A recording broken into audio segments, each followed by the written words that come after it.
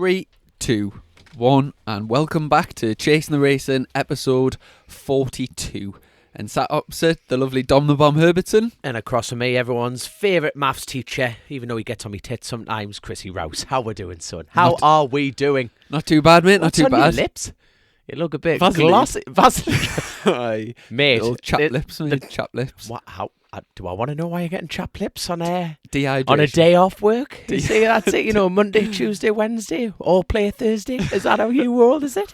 I'll tell you You're what. always smiling, Chrissy. You know, do you take pride in your work? Do you take pride? So I tell you what, we've got a sponsor. I'll just get it up on the old phone. Get it up there. Get it up, Bobby. Big thanks to Alan Towell from Purston Motor Company. They're a used car dealership based in Pontefract, West Yorkshire. Supplies of quality used vehicles, predominantly one owner with full service history. Zero deposit finance is available and part exchanges are welcome. Check out their website, www.purstonmotorcompany.co.uk. And I know Alan quite well myself. He's always at the BSB, sponsors a few of the lads, and top bloke. He does track days himself. He's quick. And can you remember at Brands that at the last round of the season when I crashed and then I had to get my bike back to the garage? I wasn't there for that, but obviously I remember Piggy, the infamous Piggy, tells us that tale over and over again. Well, Alan was one of the lads that helped push my bike back. Because it was people in like. It was just people out of the crowd just ran out and helped us push it back. Alan was one of them. But people were saying, no, don't bother. And you're thinking, actually, with everyone's support, you got out there and you got the points on the board, didn't you? So, did you have to start from pit lane? Pit lane, and the way I made the start was because somebody stalled on the line, so they had to do an extra warm up. It was it was mega, but all worth it in the end. But anyway, so big thanks to Alan anyway for the sponsorship. We appreciate it. And if you're after a good second-hand car or van, check his website out, because I've been down myself. And where are they based? Sorry, that would have been in the sponsorship. Pontefract, West Yorkshire. Yorkshire. So, sorry, I'm not being antisocial. I'm just trying to sort work out on my phone here. So if I'm looking distracted, obviously that's my face that my mother gave us. But anyway, right, let's get back on track. What's the crack? For the podcast, we've got an interview coming up at the end of the podcast with Aidan Robinson, who I think crack himself on the very single. Either the first podcast we ever did or the second one, you were talking about getting Aidan on. So like from day one, you've always been mentioning. So eventually we had the time, we went down to his place near Doncaster. It's in the centre of Doncaster, and it was it's like you say with Aidan, he's a big part of this sport. You know what I mean? And the more like behind the scenes. Oh, totally. He's an absolute brilliant. You know, he's just like built like a Viking, and he's a chiropractor that's helped you massively, and obviously we'll find out more about his story and like what he does in his interview. So looking forward to that. Before that, we've got BSB's been out testing, so the official Monte Blanco test, they're out there now as we record this podcast. So I think they're like two days in. Also, World Superbikes have tested and they're all ready to go this weekend at World Superbikes. So it's the race season is finally here. More road news. We've been busy out. We've got some crack like what we've been up to this week. And like you said, there's some road signings. So we've got plenty of crack. Where do you want to start? I've no idea. Tell you what, I've no idea. Since our last podcast, we've both been quite busy. We were both down. We ended up hosting chat shows, but separately, which was a bit weird because we're kind of used to bouncing off each other. You obviously, well, Jamie Whittam kindly rang you up, didn't he? Yes, for your interviewing side of things. Yeah. So talk us through that. How did that come about? Yeah, well, Whittam rang us up, and it was one of these MK sporting events. You've been in one of them, haven't you? I've never been. I've been to a few. I work for a living, so unlike you. I've been to a few down they do them at Durham. Do you know the, what's that spa called? Ramside Spa. Hotel and Spa. They do these like chat shows. Different lives, Chrissy. I don't know where any spas are in the northeast. We are different people here. But basically, it's like a night with so and so, like John McGuinness. Or the one I've been to one with Shaky, then I've been to one with Peter Hickman, McGuinness, and Whittam. But the shows are pretty much throughout the whole winter, aren't they? They're always ongoing. Yeah, banging them out all, and it's not just bike races. The company do like rugby players and all kinds. But no, it was right. So sorry. What's the name of that? I think it's MJK Sporting Events. So that's not Whittam then. No. Oh, right. So, no, I just assumed because obviously it's a night with Whittam and like bike banters, isn't it? So yes, yeah, he hosts quite a few of the bike racing shows. Right, got you. I just assumed it was Whittam's like business idea. Oh, right. So it was the night that I did was down with Hutchie down at Blackpool, so it was quite similar to the podcast actually. It was kind of just going through his career, and then we did a bit of a Q&A and that, and it was in a workman's club, but it was quite a small room, but it was packed, so it was quite a good atmosphere. Everyone was having a few drinks, and we did the question and answers at the end, so we were getting like people like Mortal being like did Rossi knock Marquez off? And it was like, yes, he did. Next question. You see, I've never actually met Hutchie. Obviously, well, everyone's heard of Hutchie and everything he's gone through, but he doesn't strike me as the most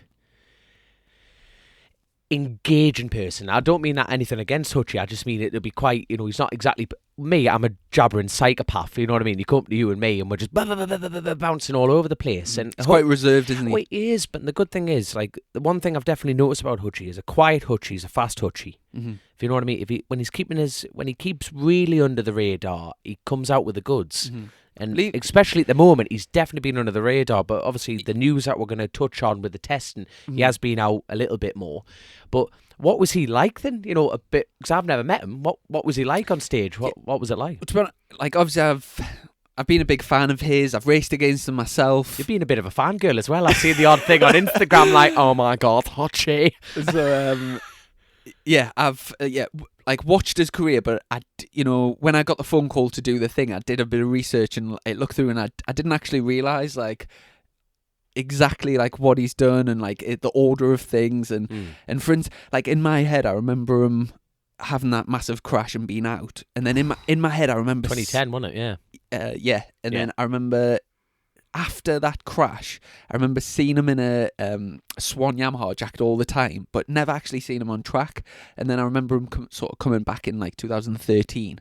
But what I didn't realise is exactly a year after his crash, he was leading Macau, and he finished on the podium. Oh, that was his first time crack back. And I'm just thinking, like, after all he went through, how on earth, like all the lads that have been racing in BSB, fit as a fiddle, bike fit, up to pace. How do you ride for all that time with your leg? You should have really had your leg amputated, and then go out and have the confidence to lead at one of the most dangerous racing circuits in the world.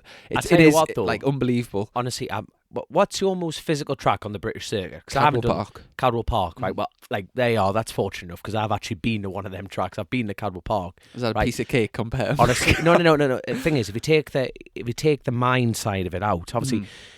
Macau's just another track. If you think about the barriers, you shouldn't be out there. But the physical demand inside of it, when you think of the temperature out there as well, and it just, one side's like a go-kart track, the other side's like the M6. So when you think Hutchie was out there with a bust leg, and he's come back and won it. Now, the year before, I think it was Stuart Easton's last year. Mm-hmm. Now, I'm not sure if the lap record outlet is still held by Stuart Easton, but Stuart Easton won that race the year before by like 60 seconds, He absolutely, he really is the king of Macau. He absolutely pissed off. But like you say, the following year to come back, but when you think Gary Johnson was there, Jessup was there, and you're thinking all the names were there, and Hutchie just got on, out, essentially, like Captain Pugwash, limped in, hopped on a bike, and literally pissed off into the sunshine. It was. And then another thing I didn't actually realise is he re-broke his leg doing that Thunderdome at the London XL.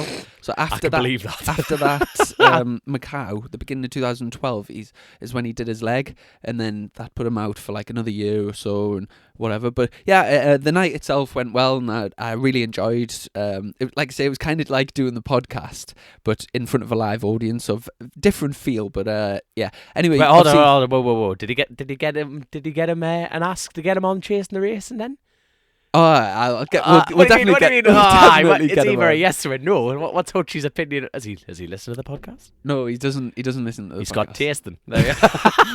But anyway, obviously you interviewed Michael Rutter the night before.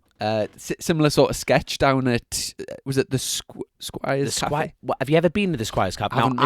Now this is totally. There'll be lots of bike fans out there listening to this now, going, "How the hell have you not heard of this?" It is absolutely fantastic. It's like walking into the Isle of Man. And what I mean by that is you walk in any pub in the Isle of Man, there's photos of John McGuinness, Hutchie, Joey Dunlop, David Jeffries. You feel like, as a passionate people that we are about bike sport, you walk in anything, I don't want to leave. And it was absolutely fantastic, but the room was just absolutely ram-packed. And it was the only problem with the room was, without going into detail, was like the bottom, there was just like pillars in the way, and I felt sorry for people that were quite out of lines for Michael Rutter. Obviously, I understand why people don't want to look at me, but obviously just when you're there, you want to get the full atmosphere. But that was literally the only downfall of the night. But I think it went absolutely brilliant. But Rutter, he's a piece of piss. Rutter has got such, honestly, he's that dry. If you put the heating on, he would have set on fire. He's brilliant. And the thing is, once you get him going, and let's be honest, interviewing that side of things is it was easy. Because you just go, right, you just ask the questions. And the good thing is, like, I've only ever looked at my dad's racing. I've never looked around racing. Racing's been my passion my entire life, but only focused on one individual, and that was my dad. But I've never looked out into anyone else's career. And since doing this show, I'm starting to learn more and more. So I'm sitting there, like, just listening to Michael Rutter, just going, but what about this? And but you know what I'm like on this pod? It was the exact same. And it was very much more daunting, mind. I don't know about you. I thoroughly enjoyed it. It was a bit of an adrenaline rush because you're sitting in front of people going, bloody hell, people falling asleep. But everyone was engaged, everyone was enjoying it, and I thought, this is brilliant. It's funny when you think, like, when we're just sat here having a bit crack in the motor, nobody's here. We look like a couple of doggers, man. Like, in the middle of Burnett Field, Durham, with the black... Can you see us on the podcast? Look at that. Nothing. Like bar Mildred doing the ironing hour there. Hello, dear. I think we should keep that open, to be fair. Because then the neighbours know that we're not driving into each other. You know what I mean? Well, you have to check YouTube to see Mildred over there. I was going to say, like, when you're doing it in front of a live audience, there might be, say, 100, 200 people there. It feels like loads of people are listening. But every single day when these podcasts get, I mean, when we put the podcasts out, they get thousands in the first day. And if you think, like, if you could see all the thousands of people that are listening to me and you right now, it's like, it is mental, but you don't picture it when it's just me and you sat here. Do you know what I mean? It's totally there's a totally different dynamic. I must just say as well, when I was doing the because I never I didn't publish the fact that I was doing the interview, so it's not like people were listening to the podcast then decided to go. But when I got there was a few Chasing the Racing fans there, and there was a couple in the front row, lovely people. Russell, I told them I would do them a shout out, so I asked them to send us a little paragraph, and he said, okay, well, I'm Russell and my partner is Kelly. We live in Russell. Hi, Sherburn in Elmet, where the famous Squire's Bike Cafe is. We are fairly new to bike racing, 3 years, but are massive bike racing fans, both BSB meetings and road racing. We want to get a bit more involved and give something back to the sport, so having a bash at Marshall and some BSB weekends this season. And fair play. Lovely. Like I said, I got chatting to them, lovely people, and I was like, I'll have to stick you a shout out on the show. So, drop us a message because I want to know if Chrissy was actually any good at interviewing on the live stage.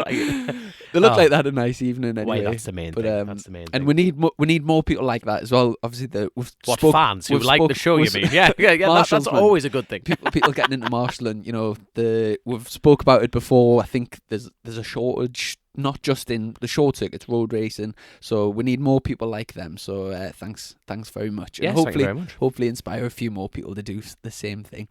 But so we had the Rutter thing. That day, I also went down to my new sponsor, Massingbird Monday.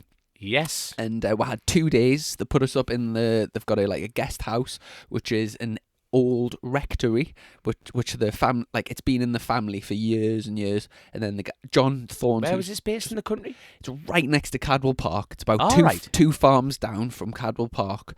And so the sponsor, basically, there's a big estate. It's a 3,000 acre estate. It's got 50. Do you need any trees cut? If you're listening, opposite the planting trees. The planting tree. Get it. I'll get onto it. But we had various talks about the vision and to do with the sponsorship, and understood about the products. We went on a tour of the estate. Basically, the guys wanting to make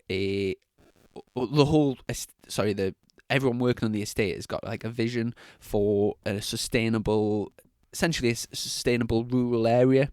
in Lincolnshire where people can work, live. So they're sort of trying to create as many jobs as they can and build like a proper Bloody hell. community. And so we had a tour of the estate. We went into the house. There's like a big manor house where they live, and they learned all about the history and stuff. It was quite interesting. Went out for a meal, and then while we're on the estate, we stopped off at the new gin distillery and we looked at how the gin's been produced. And do they know your teetotal? Do they know your teetotal? Oh yeah, I told them I don't drink. God, but actually, hold on. Future British Superstock 1000 winner, the champion himself, rolling up there. He likes his meat, kids, but he doesn't touch the drink.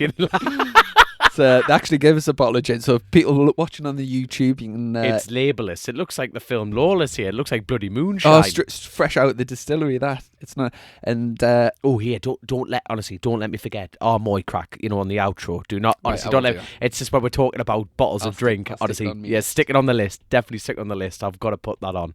Because I'll get slapped silly by the Armoy Club if I don't mention it. And we also went up... Basically, this place is the only place in the world where they've got the thoroughbred Lincoln red cattle. So it's like a specific... they don't crossbreed them with any other breeds of cattle. So it's pure like Lincoln red beef. That's what the product is. So we went to visit the cows. Basically, they're not, like sort of factory farming where they cram them in and they basically stick them full of drugs and hormones and get them to grow up as quick. It's all money. They're basically trying to do like a sustainable, like much more sort of healthy approach to it. No fertilizer on the grass. It's like very sort of old school. And we went to see the cows are literally beautiful. They've got this big red thick fur. They're like absolutely gorgeous, and they taste gorgeous as well.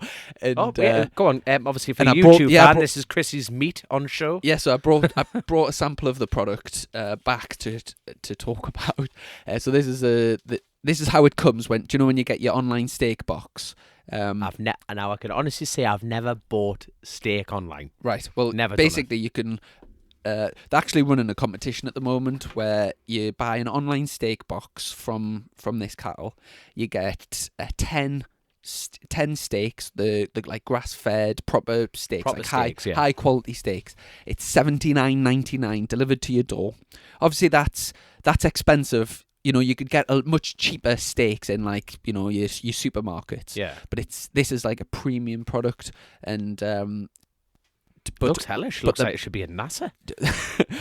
But the big deal that's on at the moment is every box that you buy, they're giving away 2 hospitality tickets for the first round at the BSB. So on the Saturday, that on the face tube. So basically, if you're going to Silverstone BSB and you're there on the Saturday, now I'm going to turn up for. It's a no-brainer. You get 10 steaks delivered to your door for $79.99. No gin, and you get 2 hospitality tickets. So you go in, you get your breakfast, lunch, teas, coffees. If it's raining, you've got somewhere to sit, and it's not just any hospitality unit as well. The team's bought the KRT World Superbike Kawasaki thing. It's like on 2 stories, mega unit.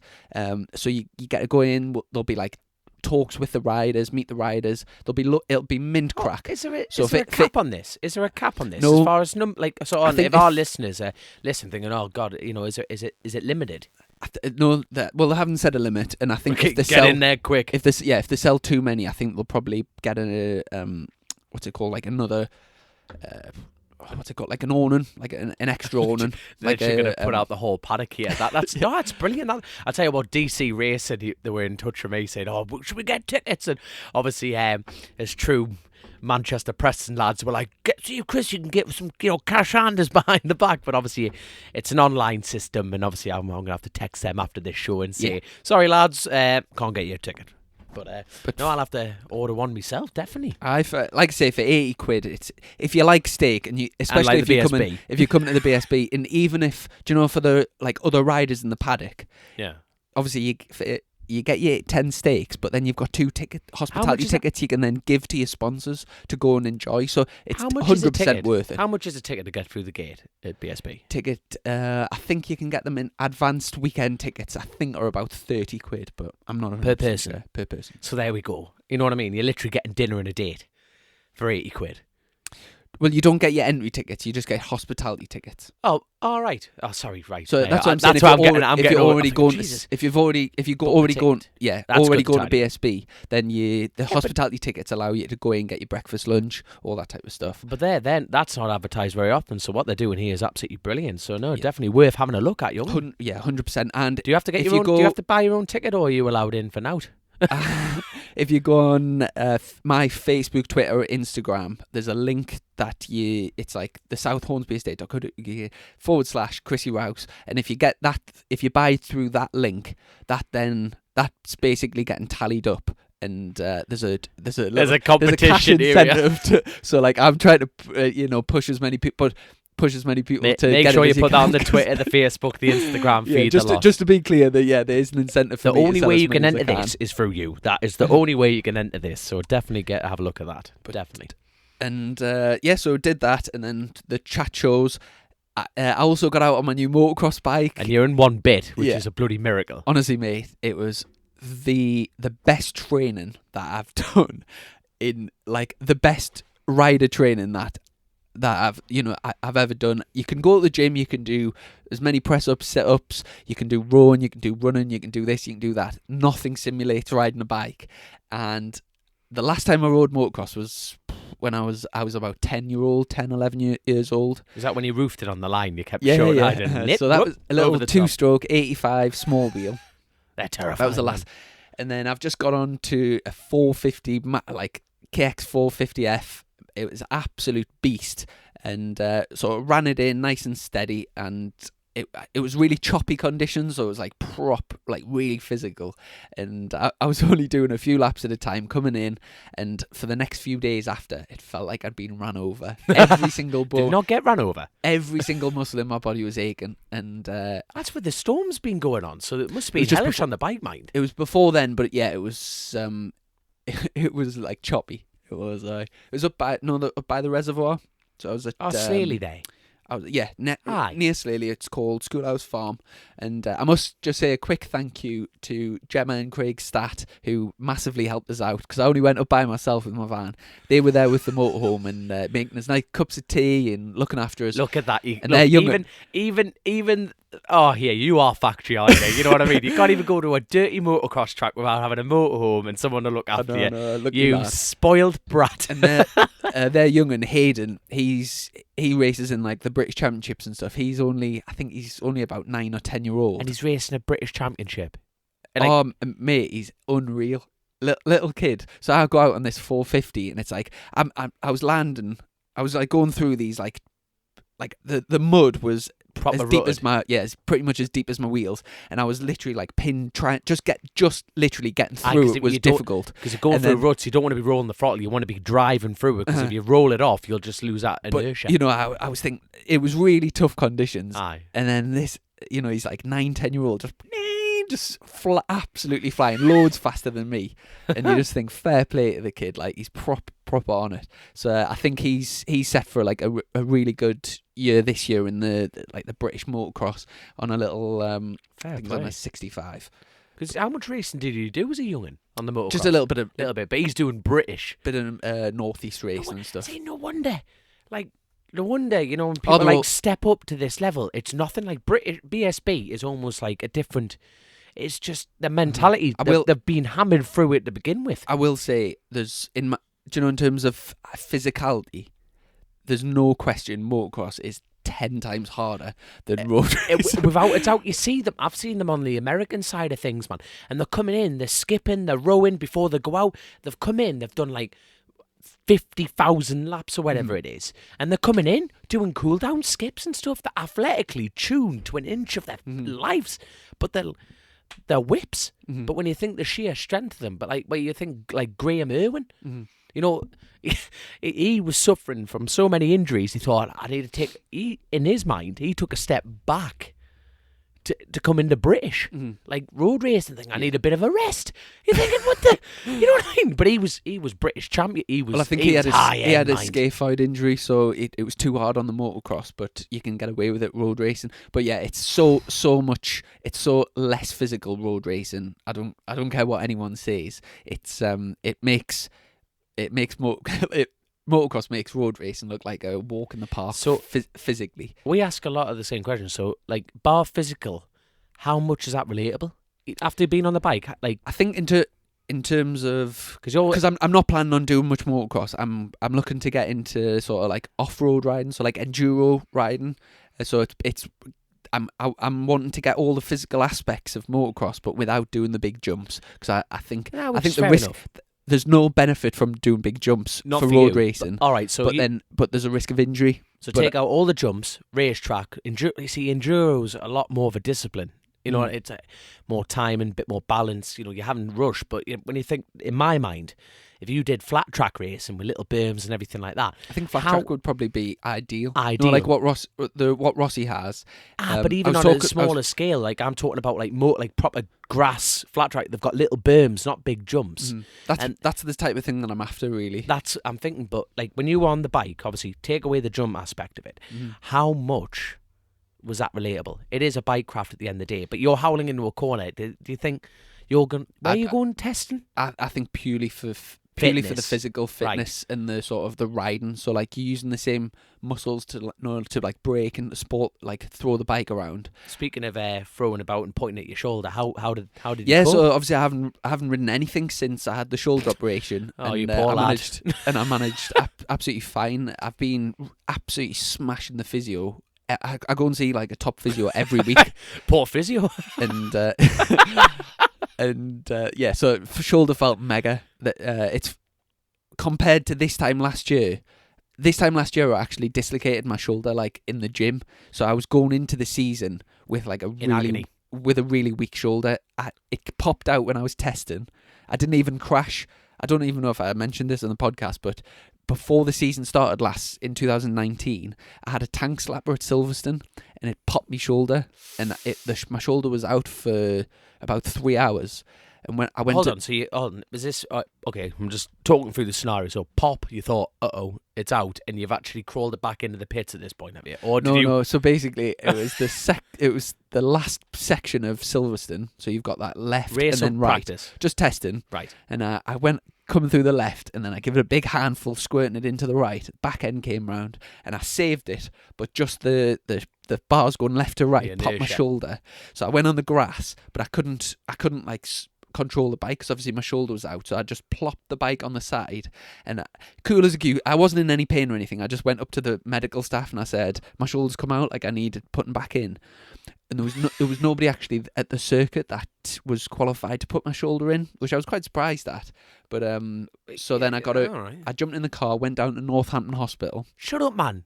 No. Shut up, man. Yeah, so I went. Was this an official BSB test? Yeah, first BSB test. And there wasn't a person there to pop your arm back in? Nobody was Shut there. up, that's terrible.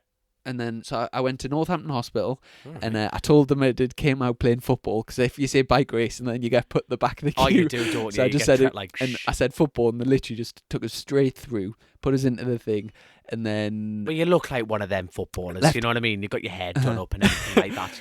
You look high maintenance. They would have stretched you straight in. But basically, when they came round to put it back in, Steve Brogan was with us at the time, and he started filming it on his phone, and the guy, they couldn't get it back in, and there was three of them, and one guy was basically teaching another guy how to do it because he'd never done it before, and this guy was really struggling, and they tried to sedate us, but it didn't knock us out. But to put your shoulder back in, you've got to totally relax your muscles. But obviously, it's against your natural instincts. That's why they knock you out, to just totally relax you and then pop straight back in, no problem. Well, they didn't knock us out. So I'm like fighting against them. I'm trying to relax, but it's impossible just to relax. On your arm. Yeah. So I was in agony. I was screaming, and Steve's filming it. And then the guy seen out the corner of his eye and started going mental at him. So he sent him out. But it took them about half an hour of like ragging my arm, and eventually it popped back in. It was the worst experience I've had, and so yeah, basically what I'm saying is, going into 2019, I was in a really fragile position with my shoulder. I obviously kept that under covers because I didn't want to publicise the fact that I had a weakness. Job, would you? Exactly, but So I managed to get through 2019, and without any real issues.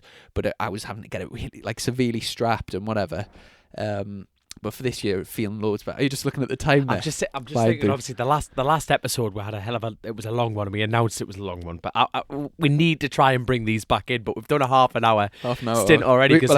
No, but I'm just thinking before we go, because obviously we don't want to put it on the outro. Let's quickly bang through, like bullet point the news. You know what I mean? So let's quickly jump. Have you got the World Superbike times there? Yes, I have. So World Superbikes, they're over at Phillip Island, ready for the first round of the season. Australia. Obviously, Jonathan Ray's staying with the same team. Surprise. Alex Lowe's has joined him at Kawasaki.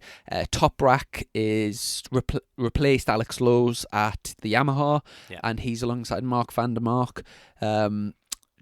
You've got Tom Sykes and Eugene Laverty on the BMW. Sean Muir. And Scott Redden's stepped up again. And the reigning British Superbike champion, Scott Redden, is with Chaz Davies at Aruba Jakai. There we go.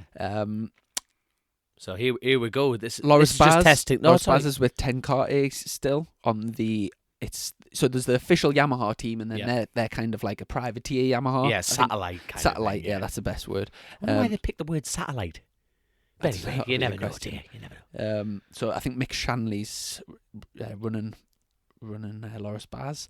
But World Superbike time. So Johnny Ray. This is just testing at the moment. Yeah. So the test at Phillip Island. And when's the race this week? Is it this weekend? Yeah. Right. So there we go. We've got the times are a bit funny. I think the racing is either really late at night or really early in the morning. Are they in the future? Or are we in the future? I'm not sure. I've never been in Australia. Not me. Anyway, so Johnny Ray topped this timesheet, but he just pipped Loris Baz on the private Yamaha. Yeah, so he's ahead of the factory Yamaha lads. Third was Tom Sykes on the BMW. Fourth was Toprak.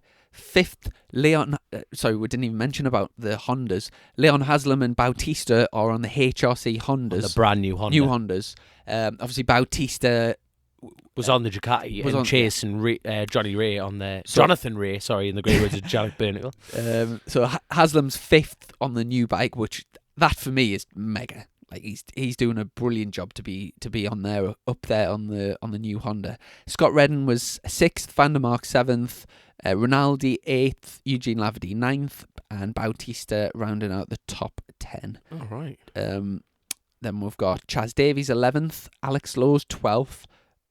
Sandro Cortese, Alex Lowe's on the other Kawasaki. On the other Kawasaki. All right, so that's sure he'll be disappointed with that because it's still a new bike and everything like that. Well, Johnny's always on the top. He could ride a bloody unicorn and bloody win on that thing, couldn't he? So where did I get Cortese? Forez is back to World Superbikes this year. He's like in 14th.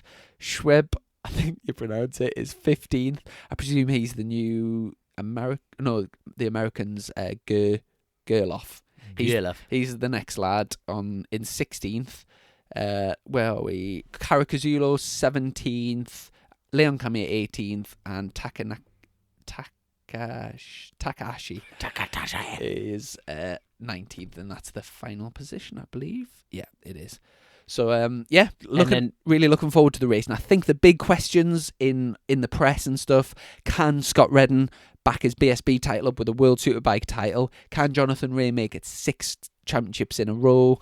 I'm a big Jonathan. I like someone to take. Bautista made it exciting last year because what's happening with Bautista? Haslam has absolutely annihilated him through testing. Still, it's testing. At the end of the day, keep your powder dry. Toprak's looking mega on the Yamaha. Obviously, Loris Baz is doing a good job. Can the BMWs improve off last year? Now they've got better engines. They were fantastic in the corners last year, and quite often Tom Sykes had the pace to do one lap at a time. So Super Pole or whatever, he would be up there. But in races, he just got pipped. Once he got someone in the corner, he couldn't actually hold the corner speed. Annihilated down the straight. So I think they've got a few extra ponies. Also, in the press, I read that the Yamahas have had an 11 horsepower gain from last year to this year. If that is true, that'll be make it tasty in races, wouldn't it? 11 breaks a lot. Huge in this game. When you're chasing tenths of seconds, not seconds. 5%, it's huge, isn't it? It's mega. So let's jump onto the BSB crack quickly. So BSB are out in Monte Blanco. There's been a few new signings or a few new announcements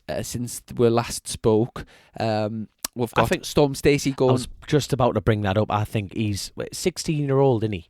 He'll be the youngest ever person in BSB, I believe. And he's taken it to the mind. Special dispensation. Yeah, obviously early days in testing. Oh, of course, but he'll be. But for his first proper go, and he's had a few little tests on thousands, but not much experience. He's a confident young man, and obviously confidence breeds confidence, doesn't it? So it's a very much like listen to the BRA podcast. Like bits of it, I've never listened to a full one of my damn life. Too busy cutting trees, youngin. But like the mad thing is, he's had he's very like that podcast was absolutely brilliant because he saw a very humble side of it, and I think it'll be exciting for us to get him on the show. And I think every time we do a podcast, the list of names just gets bigger and bigger and bigger. But really, we'll have to get him on because his story's fantastic. We'll have to get him on our show and like put the questions. But like we're saying, very impressive start. But also the OMG lads. I will just say, oh my god, it's a big step, obviously, from stock 600. He came on really good towards the end of this year's Storm, but it's a big jump going from stock 600 onto a superbike. Oh, of course, yeah. And it's, for me, I would have liked to have seen him step up to either super sport or super stock. And I feel, hey, like, wait, you see, the thing I've seen in the past, like the likes of Harry Hartley was. He did a similar jump when he went from super stock 600 up to superbikes. But Ryan Vickers did it, and look where he is.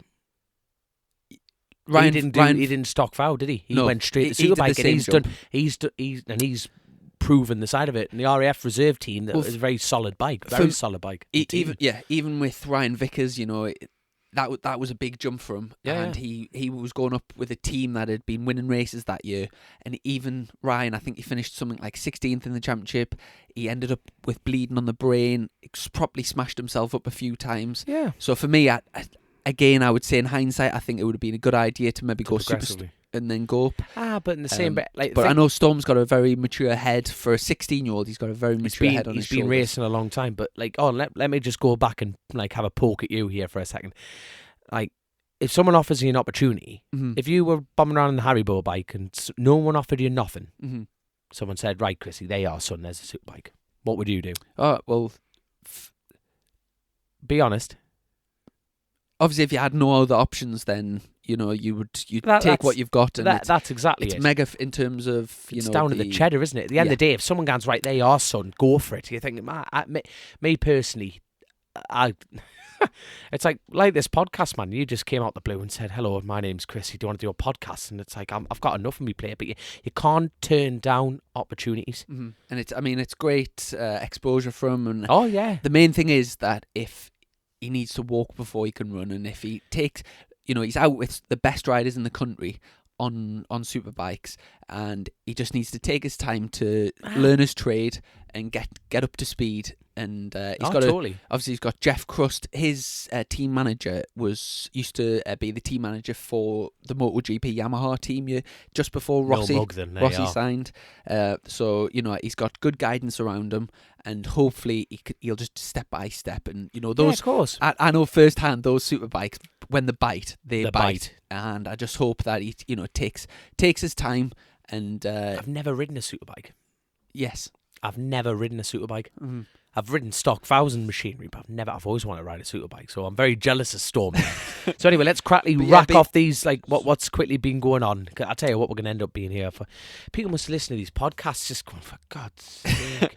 So BSB testing, so after 2 days of testing, it stands Josh Brooks as top, Danny Buchan second, Hector Barbera on the OMG BMW third. Them lads, I tell you what, they're no mugs. Really nice lads. That's a great showing for Hector and the team. Totally. New bikes, so to be straight out there. And also Luke Mossey's fifth, so they're third and fifth overall. Mega result. They're sandwiching Jason O'Halloran on the Yamaha, fourth. Then we've got Ryan Vickers. Speaking of Ryan Vickers, he's sixth. Joe Francis seventh. That's a hell of a showing for Joe. Much higher than his usual rankings. Chrissy and Aidan eighth on the. See, testing sometimes if you go in too high, people, you can almost overconfidence. Overconfidence can kill. So people think, oh bloody hell, there you are, you're up there. Jack Kennedy ninth after just jumping on the superbike. Oh yeah, he's swapped class, hasn't he? Then we've got Tommy Bridewell 10th, Tyrone McKenzie 11th, Peter Hickman 12th, Dan Linfoot 13th, Lee Jackson 14th, Alex Olsen 15th, Storm Stacey 16th, and then we'll start with the Super Sport, and we've got Rory Skinner. Rory Skinner's riding for the Appleyard McAdams in Super Sport. I think he's a strong, really strong favourite for that championship. I think between him and you've got him, Brad Jones, his teammate. They're both going to be very strong. You've also got Westy and Ben Curry on the Kawasaki's, so I think that'll be interesting to watch. Where does it get up to? Storm Stacey, Rory Skinner, Dean Harrison in 18th, Josh Owens 19th, and then Billy McConnell's the first Superstock rider, Brad Jones, Graham Irwin, Sean Winfield's in stock, Matt Truelove, James Hillier, Ian Hutchinson, Dan Jones, Harry Truelove, and that's the lot. Ian Hutchinson's out on the Supersport. He hasn't actually got a big bike sorted for the roads this year, but he'll get one. Yeah, he'll get one. He's got a Yamaha R6 Raceways Yamaha, so him out there testing in Spain, you know he's going to be sharp come the northwest. Without a doubt. But no, even on the road side of things, we've got Team Classic York Suzuki. Yes, a lovely new livery. Lush, absolutely lush. But obviously they've got Tom Whedon on, who's won a Manx Grand Prix Senior, and Joe Ackroyd. New name for me. New name, but I tell you what, keep an eye out on it. I tell you what, the lad is fearful. Like he pushes on. Like he really does push on. But he's a genuine lovely lad. But you tend to find that in roads, not like you lot. No, but that's dead exciting. Really is, and but they've got superbikes, stocks as well. Which is good. RC Express, they've got their new rider, Rob Hodgson. Now, Rob, I really get along with. He is genuine salt of the earth. I seen that they did a photo shoot. Did you pick up on that? I could not believe that. Right now, Ben from RC Express rang me up and going, I'm like, what do you mean? Just tell me what the crack is. Going, we've had to use your levers. I'm going, yeah, what? So I'm flicking, and they've used me boots, right? So basically, RST. Amazing sponsors, the pair of us. They've made me a set of levers, brilliant. I've got them hung up, and I thought, oh, brilliant. Then I flick on the old face tube. There's Rob Hodgson wearing me levers. Now, I know his sense of humour. I bet you didn't even wear boxers, that slimy git, right? So the last pair of balls to grace them levers weren't even mine. So they're hanging up in my unit, like next to the trophy cabinet, and I'm looking at them going, oh, I feel dirty now, like just looking at them. I couldn't believe it.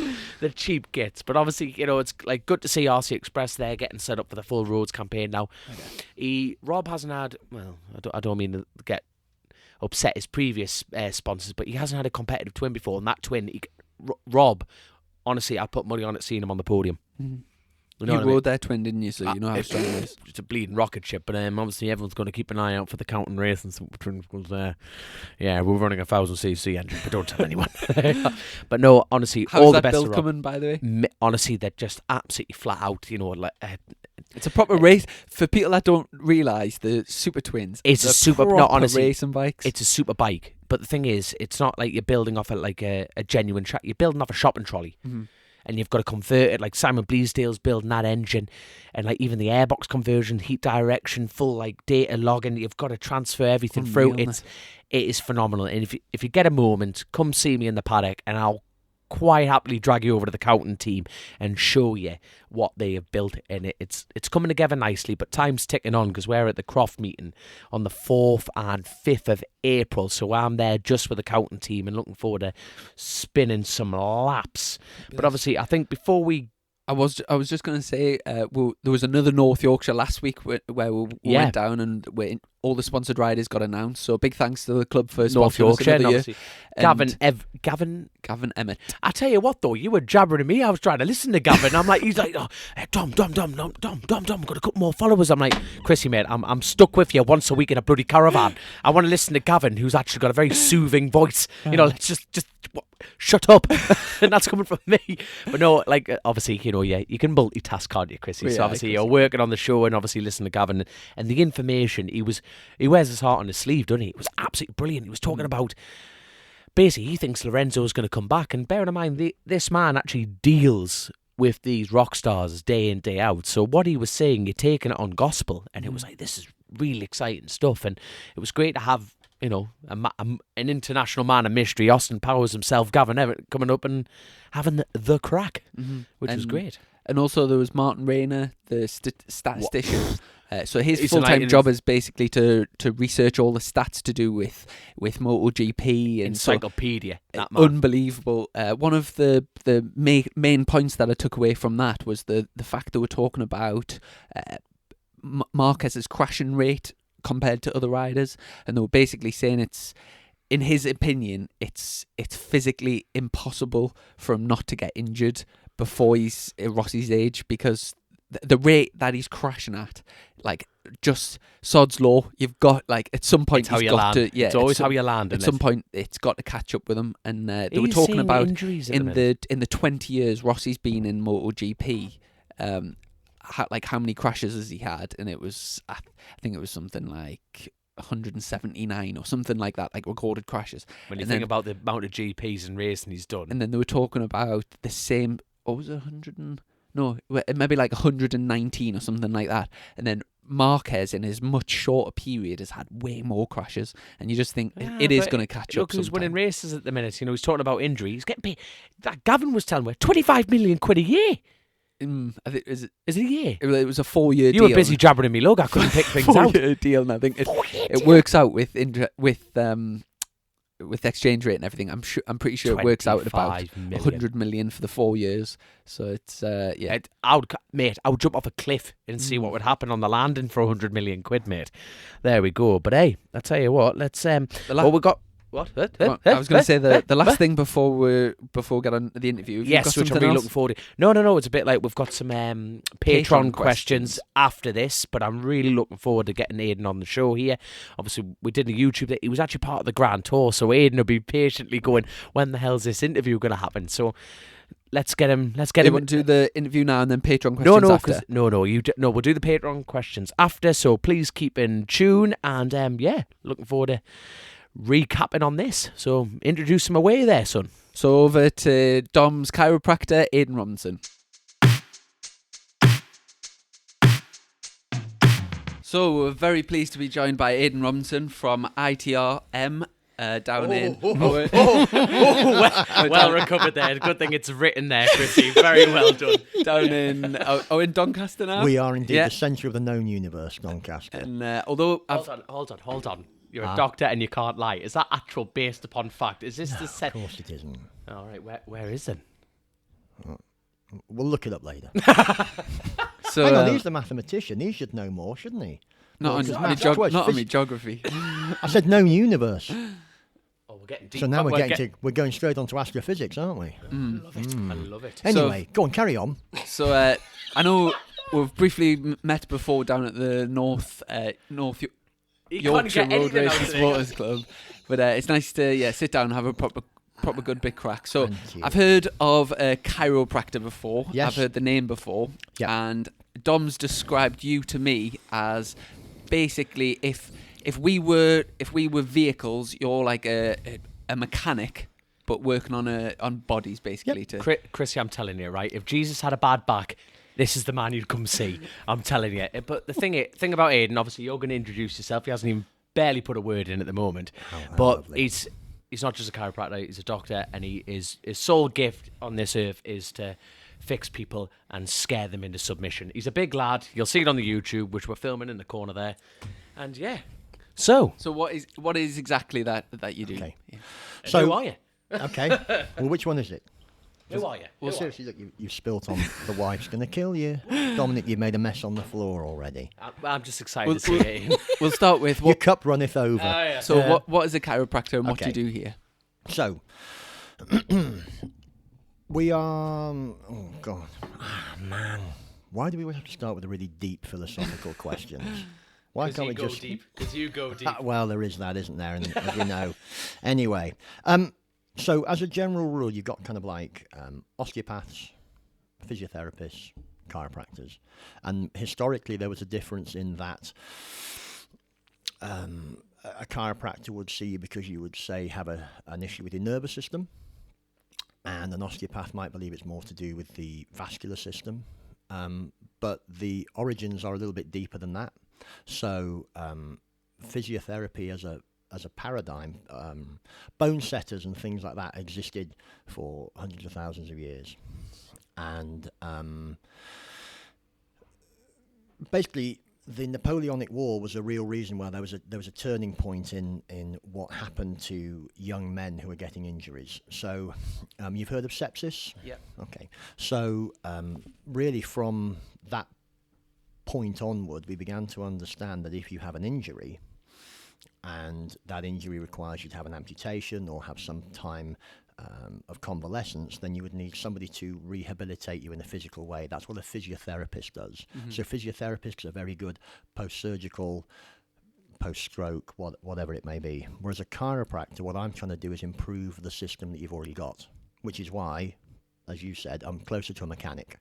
Right. So if the car is, obviously if a car has a major catastrophic accident, then you're going to need some serious rejigging. You know, it might be a write-off, whatever.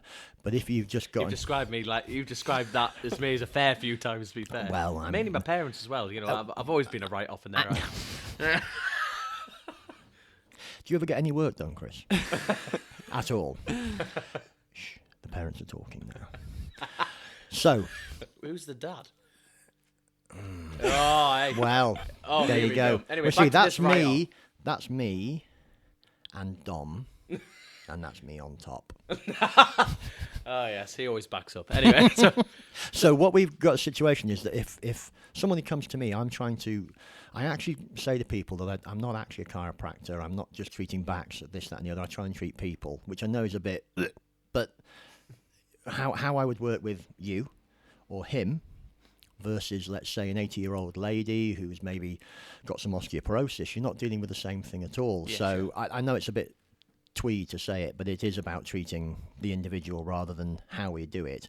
Personally, what I do, though, is I'm trying to actually affect the nervous system. Right, okay.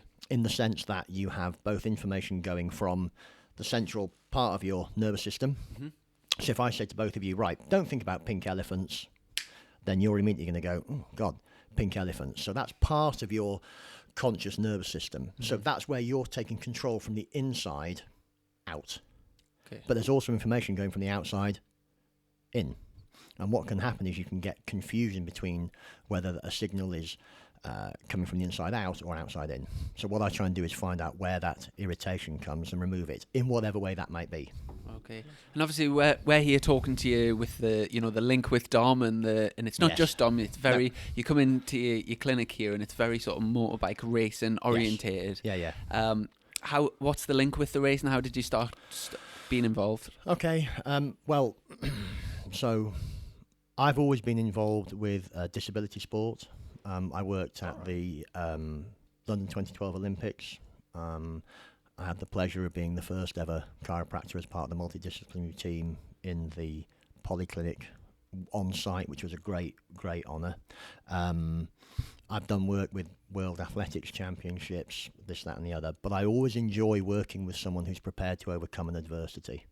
I don't mind who you are or what you do, but I would imagine you as a teacher will know that if you have a student who's struggling but who is willing to give and is willing to put the effort in, then you're going to spend proportionally more time and actually try and help them to a greater degree than someone that says, fix me. Mm-hmm. So I've always enjoyed looking at people who've overcome adversity, whether that's a physical injury, a mental injury, whether that's surgical, whatever, traumatic. It just interests me more. Yeah. You know, I mean, for example, with Dom and when he lost the tip of his finger, we had, I think, 4 weeks. It was less. It was actually only 2 weeks. Was it 2 weeks? Right. Then we're on the flight to Macau. Yeah. So and to go from someone who says, look, I don't know if I'll be able to do what I really enjoy doing, and you know, my career is potentially balancing on what you can do, I get a real kick out of that. I'm like, come on, you know. And again, if I couldn't have helped him, if I'd have said, Dom, listen, mate, lovely guy, but you ain't going to Macau, then I would have not hesitated to tell him that. Which at that particular point was absolutely terrifying for me, because you're off the cuff, and that's how you should be with anyone. And I think people lack that quality massively now, and it was terrifying walking in here because you're a big lad anyway, but going up there going, look, this has happened, done this, done that, and it was just immediately just right, let's look at it. And then even I'm like, oh my God, this could turn left or right, because that made a right mess of the job. It was, you sent me a rather interesting video.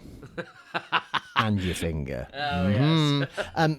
So stuff like that is far more interesting than someone that just, as I've said in the thing with the UK Club Sport, when I got interviewed with them, why did I enjoy working with Craig? Because he had a big injury, And I don't want people to, I'm not some kind of psychopath that enjoys people being hurt. Yeah. Maybe a little bit, Dom, yeah, you're right.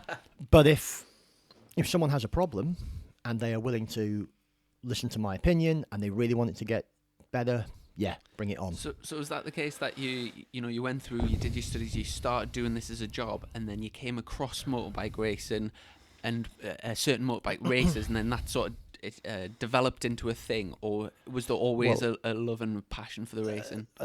Both. I've done work in the NHS before. My father was a senior consultant anaesthetist, so I've worked in hospital theatres and this, that, and the other when I was a lot younger, and I've seen what motorbike injuries can be done on the road. I don't mean road racing. I'm talking about like recreational road riding, and classic thing. I was told, well, you can't have a motorbike until you leave the house.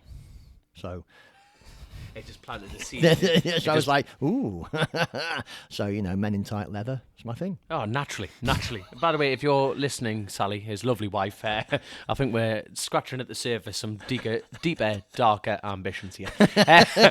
No, but so, like Chrissy says, obviously it's been a family medical training and everything. Yep. So how did ITRM, how did that come about? What does it even stand for? Okay, no problem. So, sorry, if we can go back a little bit to answer the first question. So how did I get into it? So I was working with a guy called Ben Parkinson, who's a double amputee. And I was at the local gym in Doncaster, and someone approached me and said, look, I've got a friend who's had a motorbike accident at the TT, and that was Robbie Sylvester. Mm-hmm. And they said, look, if you can help this guy, do you think you can help my friend Robbie? So then I got introduced to Robbie, started working with Robbie, got him to the point where now, of course, he's walking and doing all that stuff, and then he referred me to other people. Well, if you can describe like the actual, put it blunt, we all know Robbie's story, especially in the motorcycle world, and we'll have to get him on as a guest. But can you briefly describe his physical condition at that time to where you've got him now? It's phenomenal. Yeah, thank you. We can cope with a certain level of inflammation. Okay, so I always will say to people, if you imagine you go out and it's a sunny day, you've not got a hangover. You can look out, sun's not too bright, noise isn't too loud, you feel pretty good. You go out on the same day but you've got a hangover, everything's going to start to feel worse. You're going to feel more irritated by everything. The sun seems brighter, noises seem louder, etc., etc., etc. And when you get an injury, you're increasing your irritation. You're increasing your nervous system's sort of twitchiness. Everything starts to switch on. So when I saw Robbie, because he'd had such multiple injuries, with respect, they'd not been perhaps treated in the best way they could have been. He was just basically one walking ball of inflammation. So what we then had to do is say, right, much like peeling away an onion, what's the primary problem? Primary problem, right, secondary, tertiary, and work all the way through, and then just give him time to reduce that inflammation within his body, so that now he's able to, like I say, walk, and you've seen him obviously at the TT and things like that, Dom. So, well, Robbie was involved in a crash. Was it the Isle of Man TT? Was it the TT? It was the TT. 2006, I think. So 2006, he was involved in a very big crash, and it was a case of he was bedbound for how long? Not entirely. I think he was in the hospital for quite a long time, and I know when I met him, he'd been in a wheelchair for nearly 3 or 4 years. 3-4 years in a wheelchair. So like you say, inflammation, the sheer pain this man was in. Yeah. And at that point, doctors were saying, "Look, was it fair to say they were telling the Robbie, this is your life, basically, and you're just gonna you're in a wheelchair. You're in a wheelchair, and and that's basically it. And you can imagine it's like someone's hit a switch on you. Yeah. And when you get professionals telling you, look, that's the end of it. Yeah. Robbie is such a strong character. Like I say, we'll have to get him on the show. Absolutely. And I think that mindset, especially a racer's mindset, it would have been still a hard hit. It's like, well, Chris, imagine Aidan going, look, son, you're not even going to pick up a calculator, never mind a throttle. It would get to you, and so he's gone from. I mean, with respect, he was in a very dark place when I first met him, but I think also that was your shadow, crikey. Standing up blocking the sun. He's a very big man, is Robbie. in his own right. But when he came to me, everyone had said negative things. All right. Well, you're not going to walk again. You're in a wheelchair. And I was like, right, do you want to walk again? Yeah, fine. And with respect, same thing as your finger. I said to you, what do you want to do? Do you want to race? Right, then you will listen to what I say, do what I say when I tell you to do it, and I guarantee you'll be on that start grid. Boff, and then you were. So that comes back to, you asked what does ITRM stand for. So I for injury, T for treatment, R for recovery, M for maintenance. And as we're sat here, you can see you've got the ITRM there and there. And I'm going to ask you two fine gentlemen, because you're both highly educated. Well, you can both... No, I won't give it the game away. What does it look like? If you look at those colours, radio silence. So I'll keep my DNA. Traffic lights with underneath. Oh! Do you know you are probably the first person that's ever got that completely correct? Really? Oh, So- I hate teachers. I hate teachers. So the I is for injury. When you see a red traffic light, you stop. So an injury will stop you. Mm-hmm. T, amber. So Put your foot proceed down. with... It's about to change. Anyone from the highway code agency, yeah. don't be listening. Yes, exactly. I'm assuming, Chrissy, you drove him here today, didn't you? No? Other No? way. Oh, good. No wonder you're late. His back shagged. So Oh, is all it? the Oh, speed right. bumps, so we need to get a bit of Dun, treatment dun, from you. Yeah, we can do that. So amber or orange, proceed with caution. So when you're having treatment, you have to proceed with caution. Green, go. Obviously recovery. But the thing is the maintenance. So I wanted people to understand that. And again, particularly this works with motorbike riders, particularly racers, is they understand that you don't just win a race or just go out, do a race, and then go, right, mint, bike, sorted, everyone off. You'll strip it down, you'll check the brakes, suspension, tyres, etc., etc. What have we learned? What can we do better? What can we improve?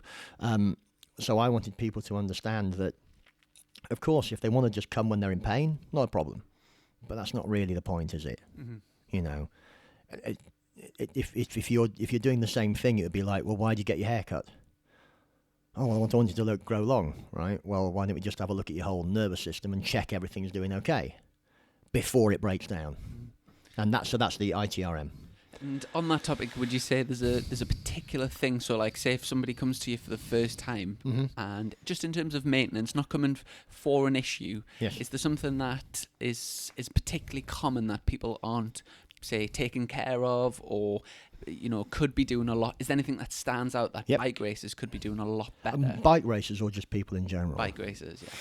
They don't move their Biking podcast. That's all right, I know. But as you said, people. I'm just trying to answer the question. Hips. Hip flexibility, or Yeah. Okay. We in when I started, we still had people like I still would have patients who were milkmen. I had patients who were window cleaners, and then by window cleaners, I mean would go up a ladder and come down a ladder and actually use the chamois. And now it's all the reach and wash system. Yeah. So we now have a society where I'm just watching more and more people do less and less movement. So if you think both of you are sat here with me, you sat in the car. You sat at your last interview. You probably sat at the interview before then.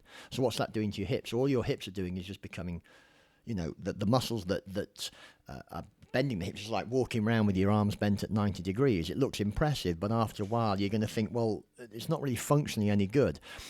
So one of the things I would say to any biker is just move more in your day-to-day life. Mm-hmm. Now, interestingly, obviously he doesn't have that problem, because he's moving all the time. Yeah. But if you said what's the most common thing, there are more people sat on their backsides in offices or this, that, and the other. And then they're going to get hip tightness, and then they're going to wonder why they can't move on the bike because they're just locked in one position, i.e. at 90 degrees. Have you seen those, I think there's like a chair and a desk that are designed that yes, you can sit down sit to stand. and... Yeah, yes. Absolutely fantastic. I mean, again, I would argue that sitting, and not just me, but... sitting is just probably one of the worst things we can do. That and looking on a mobile phone. What in terms of, is that the blue screen? There's that, but if you're a motorbike rider, if you if we sort of conceptualize, you'll know riding a bike, you will never look at the corner, you're going to look through the corner. Mm-hmm. All right? So you imagine that you are excuse me, I'm going to borrow in fact I've got my phone here. wherever it may be. Oh, it's my branded Dominic Herbertson hat there. Damn right, good hat. Right, well, I've lost my phone, but I've lost my phone, but I'll use this. But what I'm saying is, if I train my eyes to be looking at a screen that's only 4 inches away from me, okay, and then I want to ride a motorbike at 120, 130, 140 miles an hour, I'm actually training my nervous system to only react within that 4-inch distance.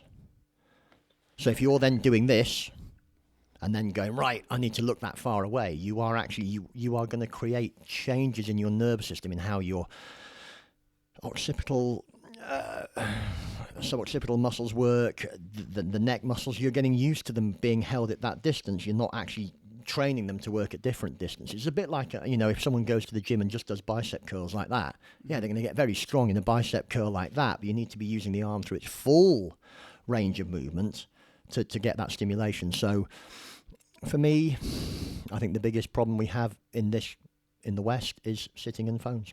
And in terms of the sort of maintenance side of things, yes. Do you also dip your toe into sort of advising training, diet, yep, all that sort of stuff. Psychology? Yep. What sort of areas do you go into? So I've got a number of qualifications that I've taken for myself afterwards, just because I wanted to be able to give correct advice. Mm-hmm. I don't want to just sort of say, oh, well, I think you need to do 10 of these or this, that, and the other.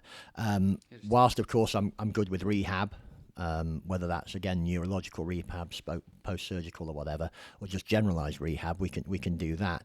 But I do have a number of good people, so if I need to have some specific referrals, then I have got specific people I can refer for rehab. In the fast zone, Lee Spelzini in the fast zone. Mm-hmm. Yeah, so he does some psychology. I've referred some people to him. Nutrition, I've got a couple of nutritionists I've worked with. Again, it depends on what the individual wants. Mm-hmm. I can give people, I'd like to think, quite good generic nutrition advice, but if they want something more specific, then I've got people I can refer to. What I'm doing, sorry, Chrissy, is I'm trying to get the racer to understand they should be the center of the hub, and everyone should then radiate round them. Mm-hmm. So it's not about just being me or just being their physiotherapist or just being their GP. It's about saying, right, we need you to have a look at a GP, orthopedic surgeon, strength and conditioning coach, nutritionist, psychologist, and if we get them all working together with that person in the middle, jobs are good. Smashing. And just talking about your qualifications and stuff, yes. What's your qualifications in, like, as a list, just to give our viewers a... So I'm just looking at the wall, actually. There's quite a fair few. To be fair to you, most of those, Dom, if you actually eat enough cornflakes, you get them with cornflakes packets. Fantastic. So I wouldn't worry too much about them. Fair enough. So my title is, I'm actually a doctor of chiropractic. So I have to point out, it's not a medical doctor, it's a doctor of chiropractic. And a lot of the other stuff I've just done, like coaching assistants. There's, So does that mean is that a doctorate in that subject? Is that how it works? So I've got my title is a doctor of chiropractic. So I've done a 5-year medical degree. All right. Okay. And then what would be the next step to that? I am the next step to that, Chrissy. No, then after that, it's just...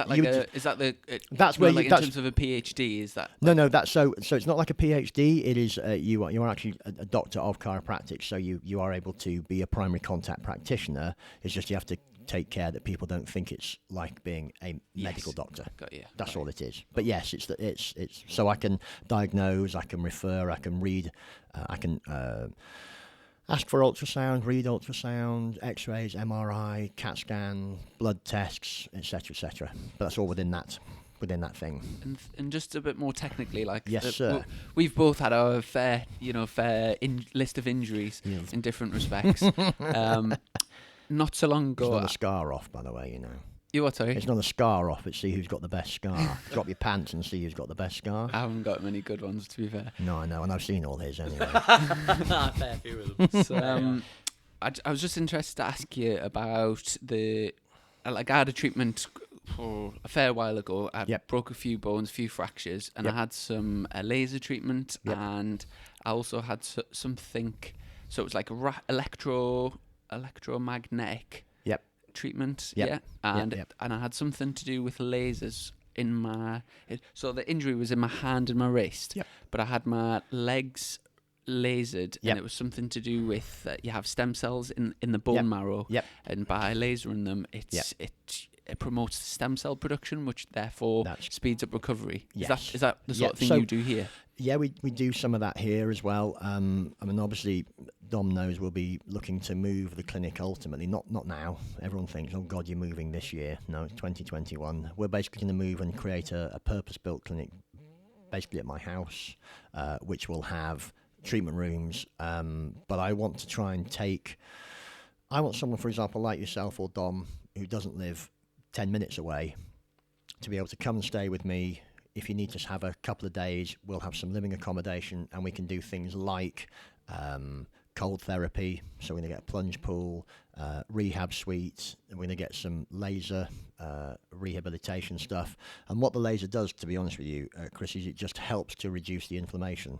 And that's the issue. What most people are suffering from most of the time is inflammation, chronic inflammation. So they have an injury, like Dom's finger, but if you're having that and you're having some stress at work, that's going to cause inflammation. If you're having a poor diet, that's going to cause inflammation. You know, and all these things come together. So what I'm trying to do is help people to bring down all their inflammation. Is there any particular foods that create sort of gut inflammation that you would say definitely keep away from? Oof. Hold on. Is that not in this Mum's UK Club Sport? I don't know, is it? No. Wait, obviously, we'll discuss that with what you're doing with Zoe and everything. But no. We've just turned up. We've seen your magazine. Many magazines. So, gut-brain connection. Yeah. Do you want to give us a brief overview on that? Because obviously go buy the magazine. Is this my? Go buy I wrote it. I know. This is a test. What did you say on page 34? No, we. So okay. What do you mean 34? Well, I'm anyway, joking yeah, anyway. Right. Okay. So it is actually something I've covered in the last couple of issues of UK Club Sport. So thank you, gentlemen. And I'm actually a published author in that as well. I believe you are, Mr. Herbertson. This isn't about me. This is not about me. This is about you. Come on. Like Chrissy's saying, the diet side of things. Let's talk about that. I think it's what you need to understand is that there are so many people out there, and I think that for me the major problem is everyone applies one rule to everybody. Okay, so are there things to eat? Are there things not to eat? Do you know what? Honestly, in my opinion, have a variety of your diet. Sometimes my wife and I will not eat meat, so we'll be not exclusively plant-based, but we will not eat like fish, meat, dairy. But we might only do that for a couple of days, and then another time we'll have some fish, and then other times we'll have meat. And I think for me, we live in a society where there's so many people saying, don't do this, it's bad for you. Don't do that, it's bad for you. You know, Christ on a bike, we know smoking's bad for you, and people are still smoking. So clearly, telling people what to do and what not to do doesn't work. Yeah. To answer your question, honestly, Chrissy, I would say just try and have variety. Yeah. Variety is the spice of life. I think there's something happening in America which is becoming much more popular, where you get your blood work done, and from getting your blood work done, you can then see specifically foods to stay away from. And foods that like your gut is really good at producing. Do you know much about that? And can you get that done in the UK? And can you get that done here? It could be handy, that. Okay, so do I know much about it? Having, again, my opinion, you know, I always say that is just my opinion, is I think that for a small proportion of people is relevant. But actually for the majority of people, you don't need to have blood work taken to know what foods to avoid. You know, I mean, I'm sure if you go out and have a curry and then the next morning, you'll know that you had something that was irritating you, because you're going to have the evidence. You're gonna have a bum like a Japanese flag, aren't you? So there you are. You are. But what I'm saying is, so that's. But does that mean that you shouldn't eat curries? Well, I would argue no. If you're enjoying them and you're having a good time with your mates and you're chilled out, and I would say have a curry every so often. But the word is, or the phrase is, every so often, not all the time. And the problem is people who will have a curry 2 or 3 times a week. And then they wonder why they've got some kind of antacid problem, or they've got, like, you know, Helicobacter pylori because their stomach's now so full of acid. Well, have a look at what you're eating. And I would actually say that for a lot of people, in my opinion, they don't need those tests. Some obviously will do, but those are such a small minority that they'll probably have been picked up in childhood anyway, in my opinion.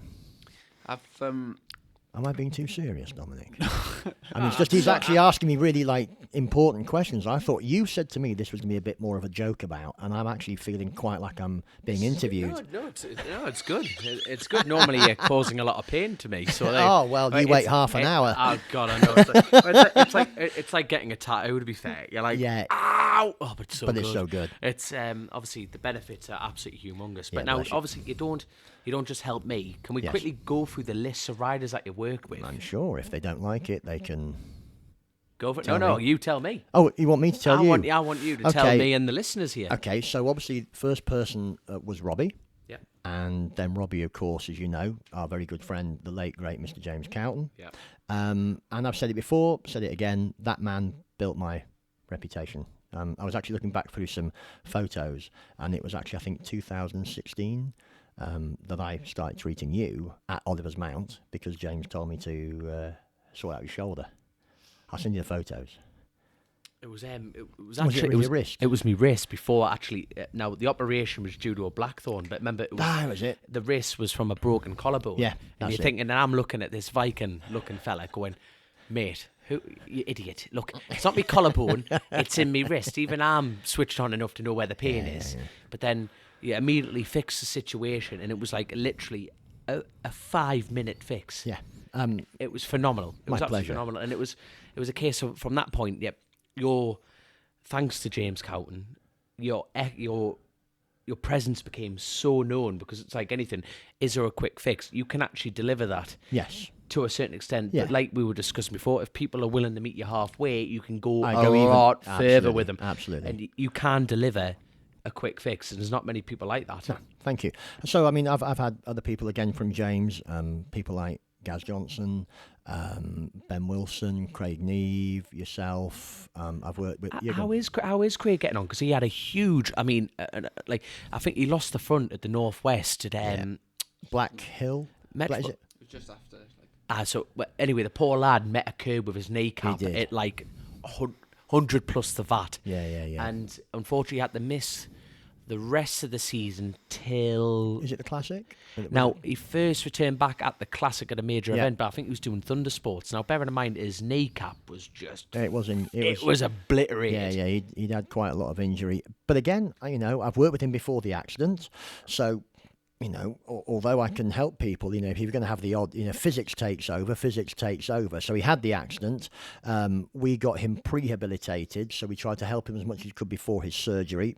Because obviously, a fitter person will always recover better than an unfit person. So I said, that was going to be one of my questions. That is so important. Like, we're talking about the maintenance side of it. Now, it's a case of like a gym, you know what I mean? And my argument is going to the gym doesn't make you any quicker on a bike. No. But this is like the crucial side of it. Now, as far as injury recovery time, how important is it to be going to the gym, say, 3 times a week, 2 times a week?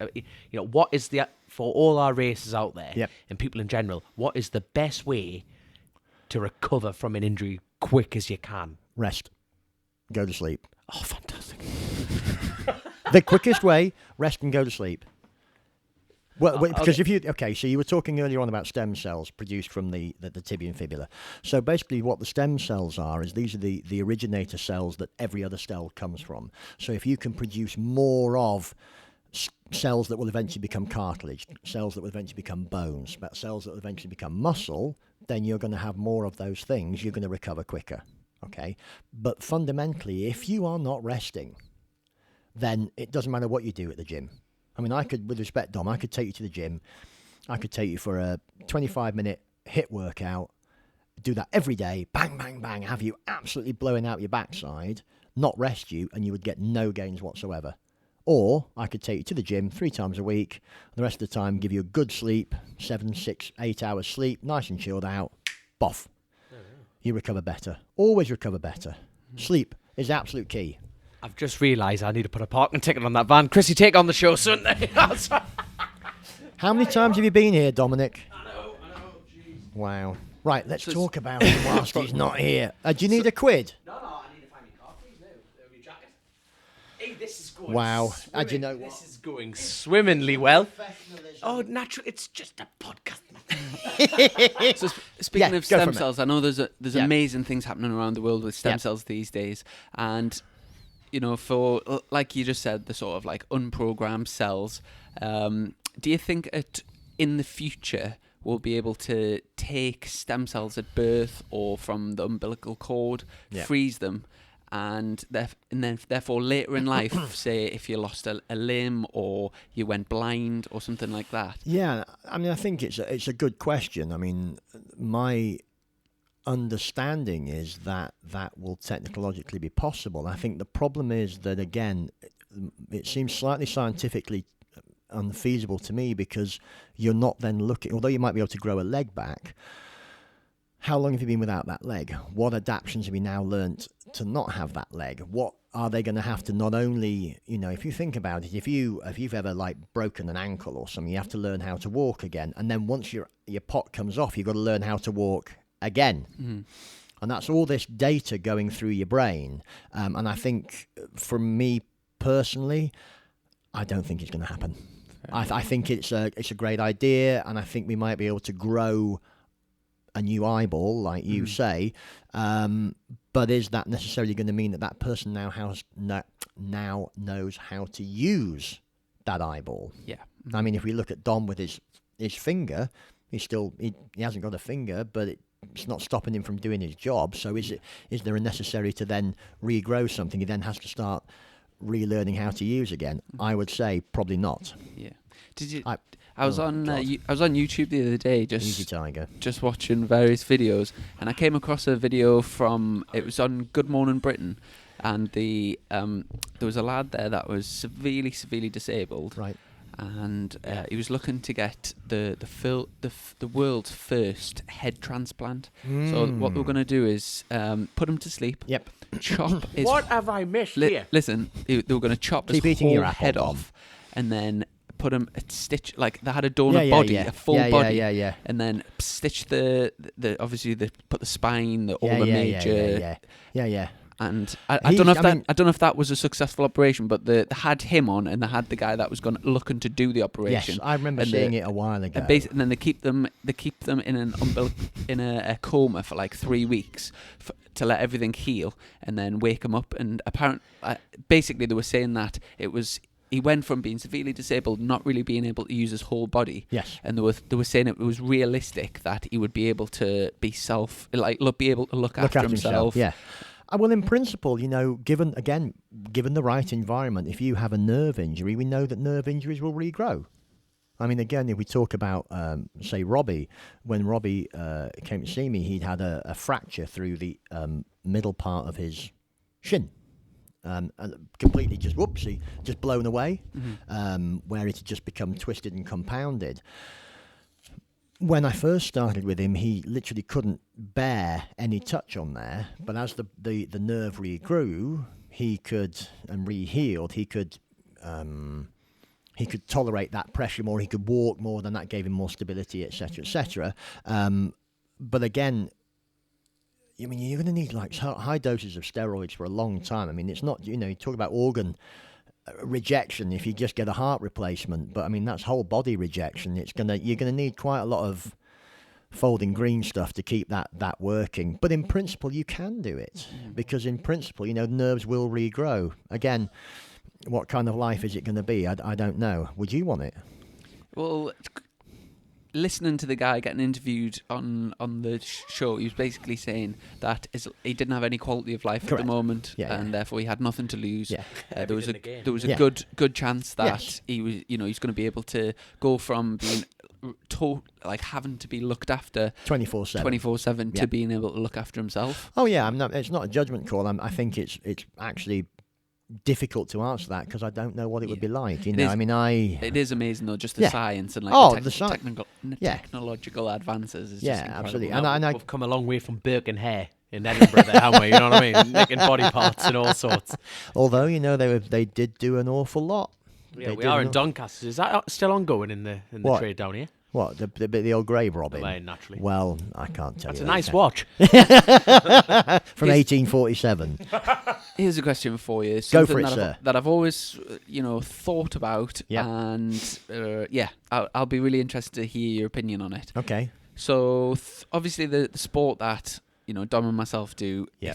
it produces a hell of a lot of adrenaline, and every weekend our adrenaline is pumping Rush. like crazy. Yeah. Yes. And Awesome. from brilliant from March all the way through the season, and by the time I personally get to October, Right. I feel Yep. like I'm Bombed. ready. I'm ready for a rest. Yep.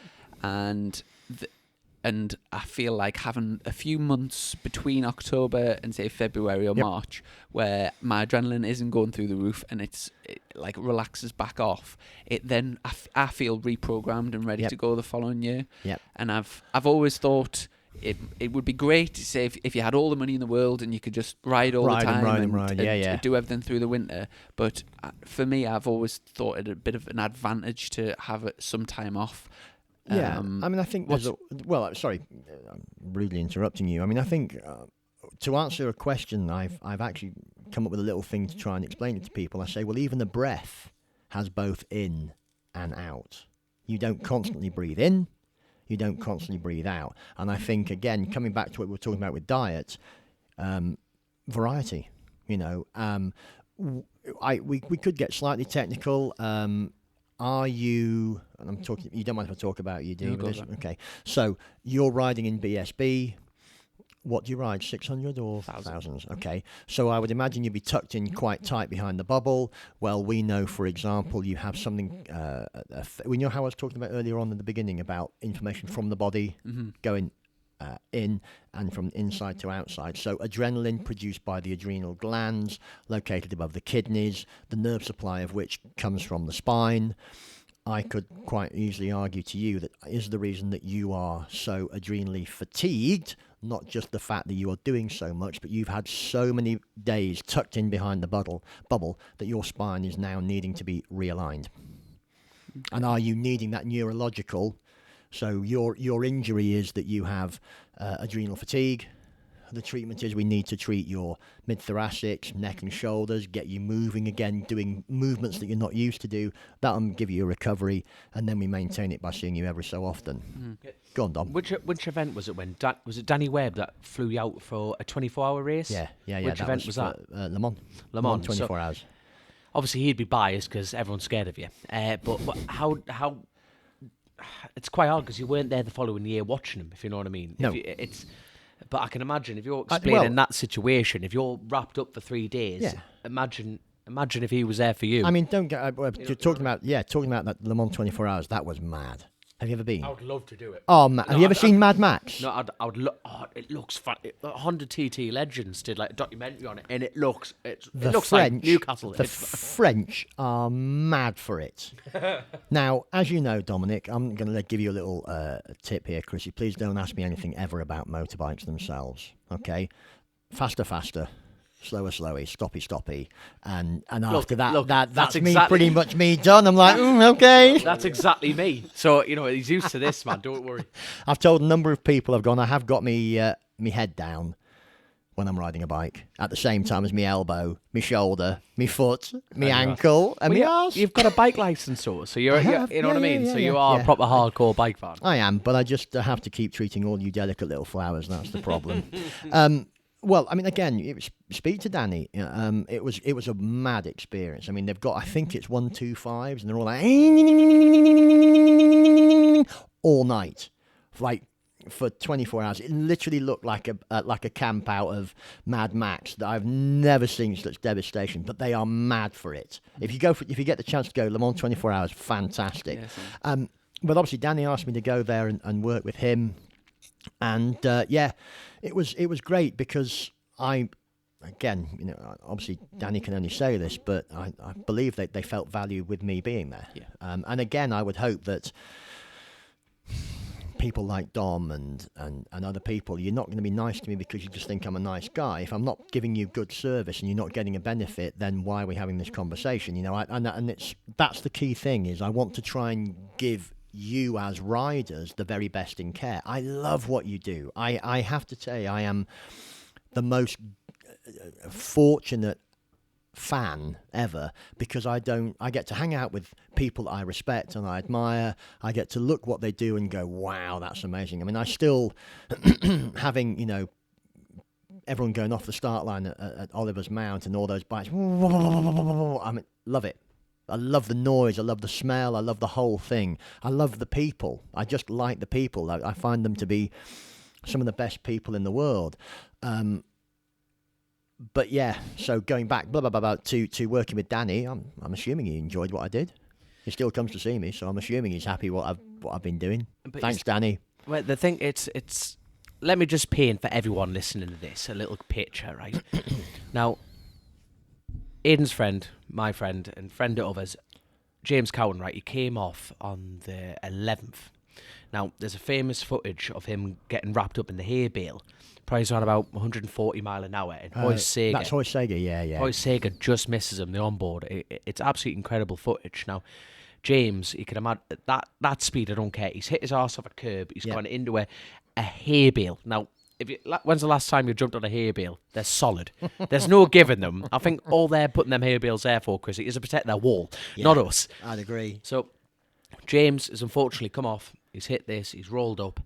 And I remember riding through the accident, and he was just head down. He wasn't unconscious or anything, head down. No, I mean, he got up straight away. You can imagine, like, if you just got a tic-tac, right, and rattled it so hard, that's what you would have gone through. And James's main priority, his biggest passion, was Super Twin racing. And the race was 2 days after. No. So that was the Super Stock race on the Wednesday, and the Super Twin race was on the Friday. That's his levers. That's his levers. Absolutely went for a total roll. And the mad thing is, so James rang Aidan and said, "Is there any?" And even before, I can imagine it now. I wasn't there for the conversation. Even before James could ask him, Aidan was on a flight, flew out, and I saw James literally getting carried into his own. And he didn't leave it for an entire afternoon. James walked out, put his levers on, and finished 4th.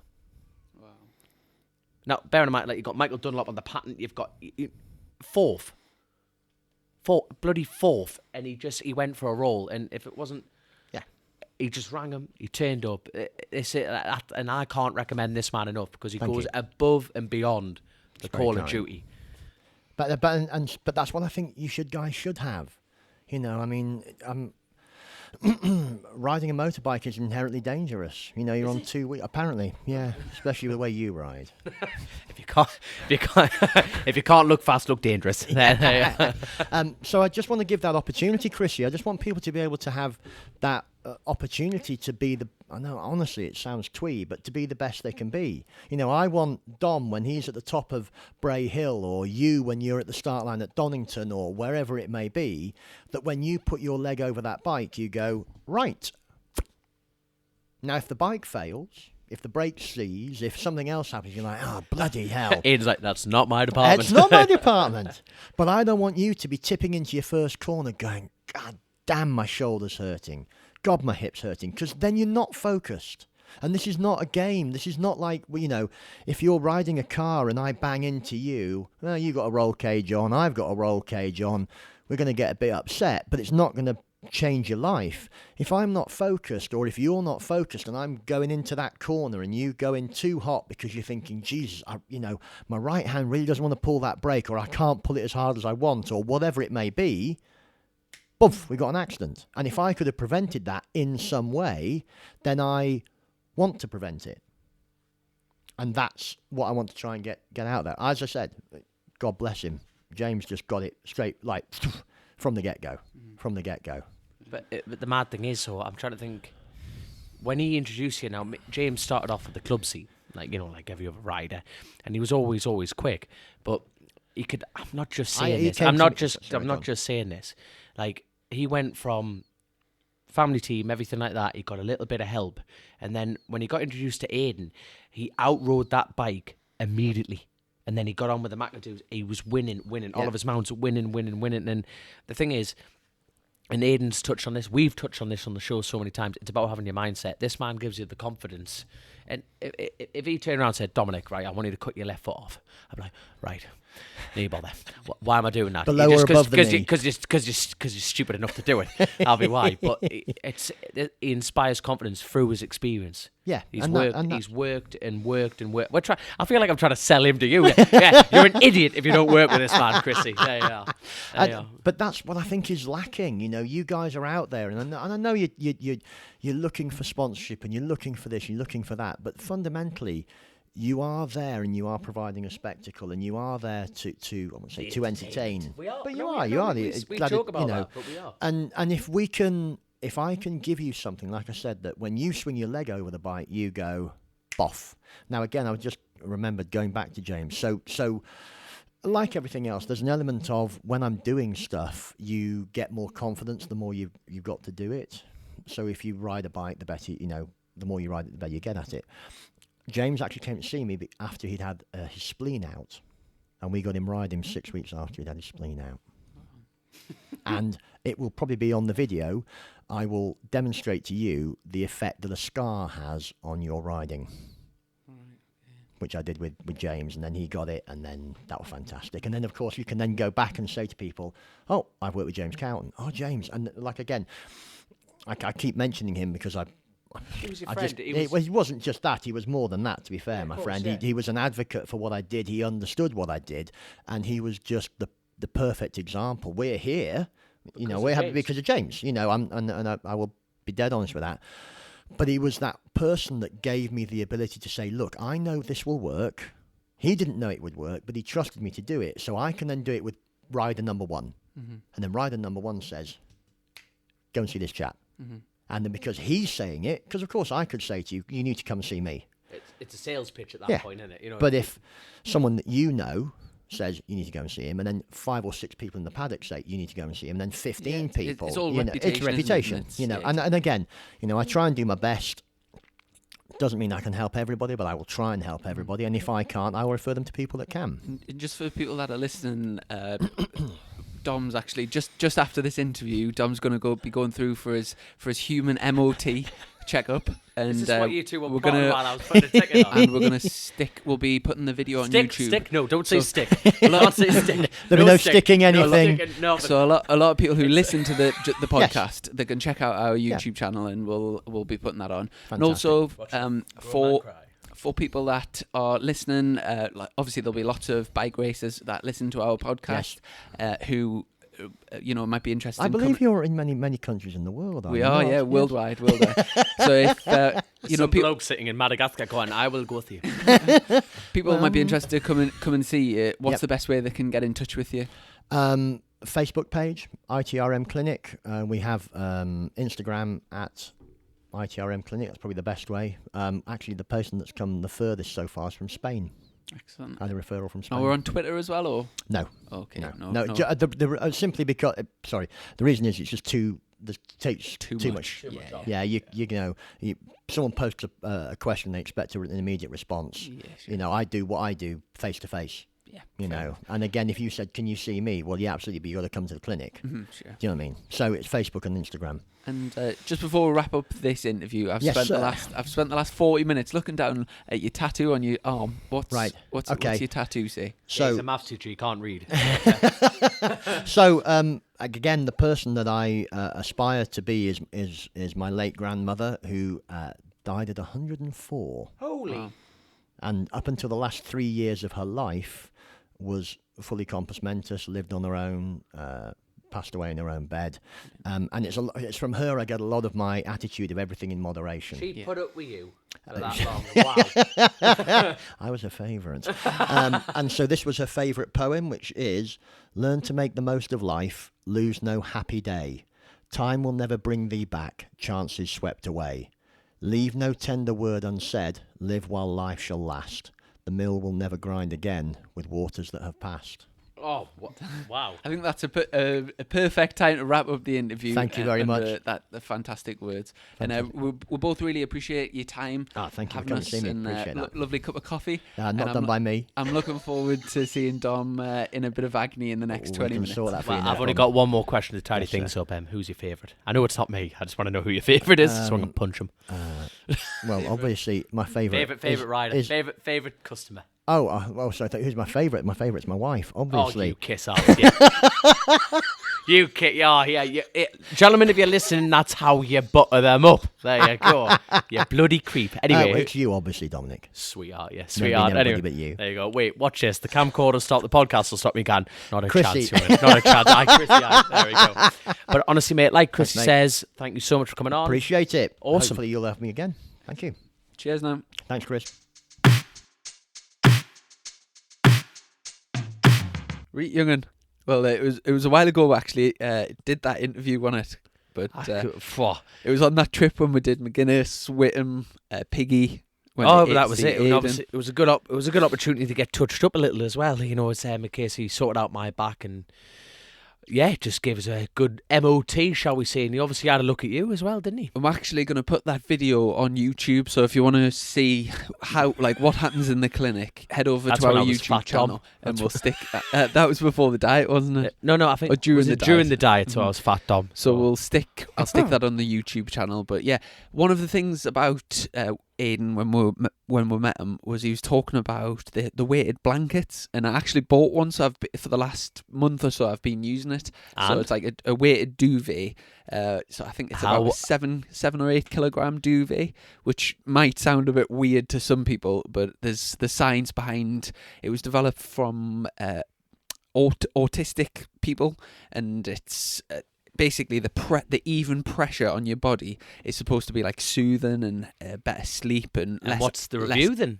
Anxiety and all kinds. I never had any issues. So before, I've always been a good sleeper and like whatever, but I do really like it. So just on a preference, you feel really snug because it's just the physical weight on it. Yeah, it is nice. So well, quite expensive, but I think it's worth it because it's a good night's sleep. But anyway, we've got a few things to bash through. The first of them is I put a post on the patrons page to ask for some questions. Yeah, I'll just stick my spectacles on. Give us 2 minutes. Tell us about your hat. What's the crack with the hat that you're wearing for the YouTube? Oh, well, actually, this isn't a personal spot. This is my Topaz hat. Now, it's actually a bit of a relic, this now. Because obviously they go and do talk shows every year at the Topaz Airport Garage for the Ulster Grand Prix. Now that it's not running, this is actually it's a bit of history, this, Chrissy. It's a bit of history. But no, they used to sponsor a couple of the superbike races. And this is the first time, this hat actually reminds me of the first time I met Bruce Anstey. Oh, really? I turned up the Ulster Grand Prix. I actually did newcomers there twice. Right. I went on I can't remember. I went on my own Fireblade that I rode at the TD. 164 brake horsepower. I didn't even do a lap. It threw a crank. Coming up like newcomers, just going around and it just absolutely annihilated my engine. Nice. Funny enough, I bought the engine off Lee Johnson in East Coast Racing. Aye, yeah, that lasted very long, didn't it? Is it one of these when you buy them and they say it's just been refreshed? Oh, brand new, that man, brand new. But no way. Anyway, so, any engine can go at any time. First one's Sniffing Skid Marks just said chasing the racing track day ? Maybe something for the future. We'll have to see about. It would be good crack, but we've barely got time to bloody do this, man. Never.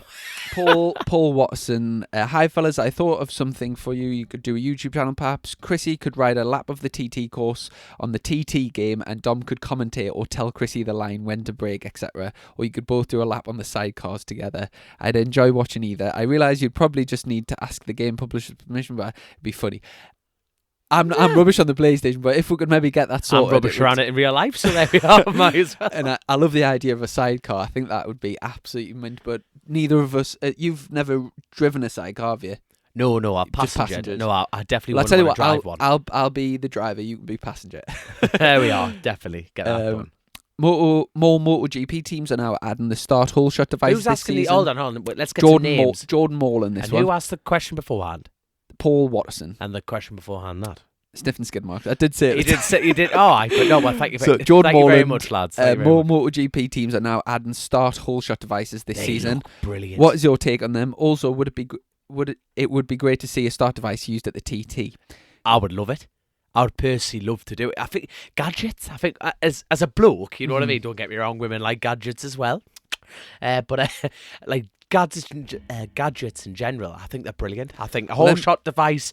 I would love to try that whole shot device. Obviously on the Ducati, you press and it lowers the. But that's actual mechanical device rather than an actual button. You know, when you hit buttons like airbag assist and all this crap. You know what I mean? Physically, you have to lock it down. It's like the motocross lads. Like they've actually got like a buckle, a clamp on the fork, isn't it? That's the word. And then literally, we see them on the line trying to compress the fork and reach over and stamp it over. I think more gadgets, the better. And the thing is, it's not a life-threatening device. You know what I mean? It's like if it goes wrong, it's not going to.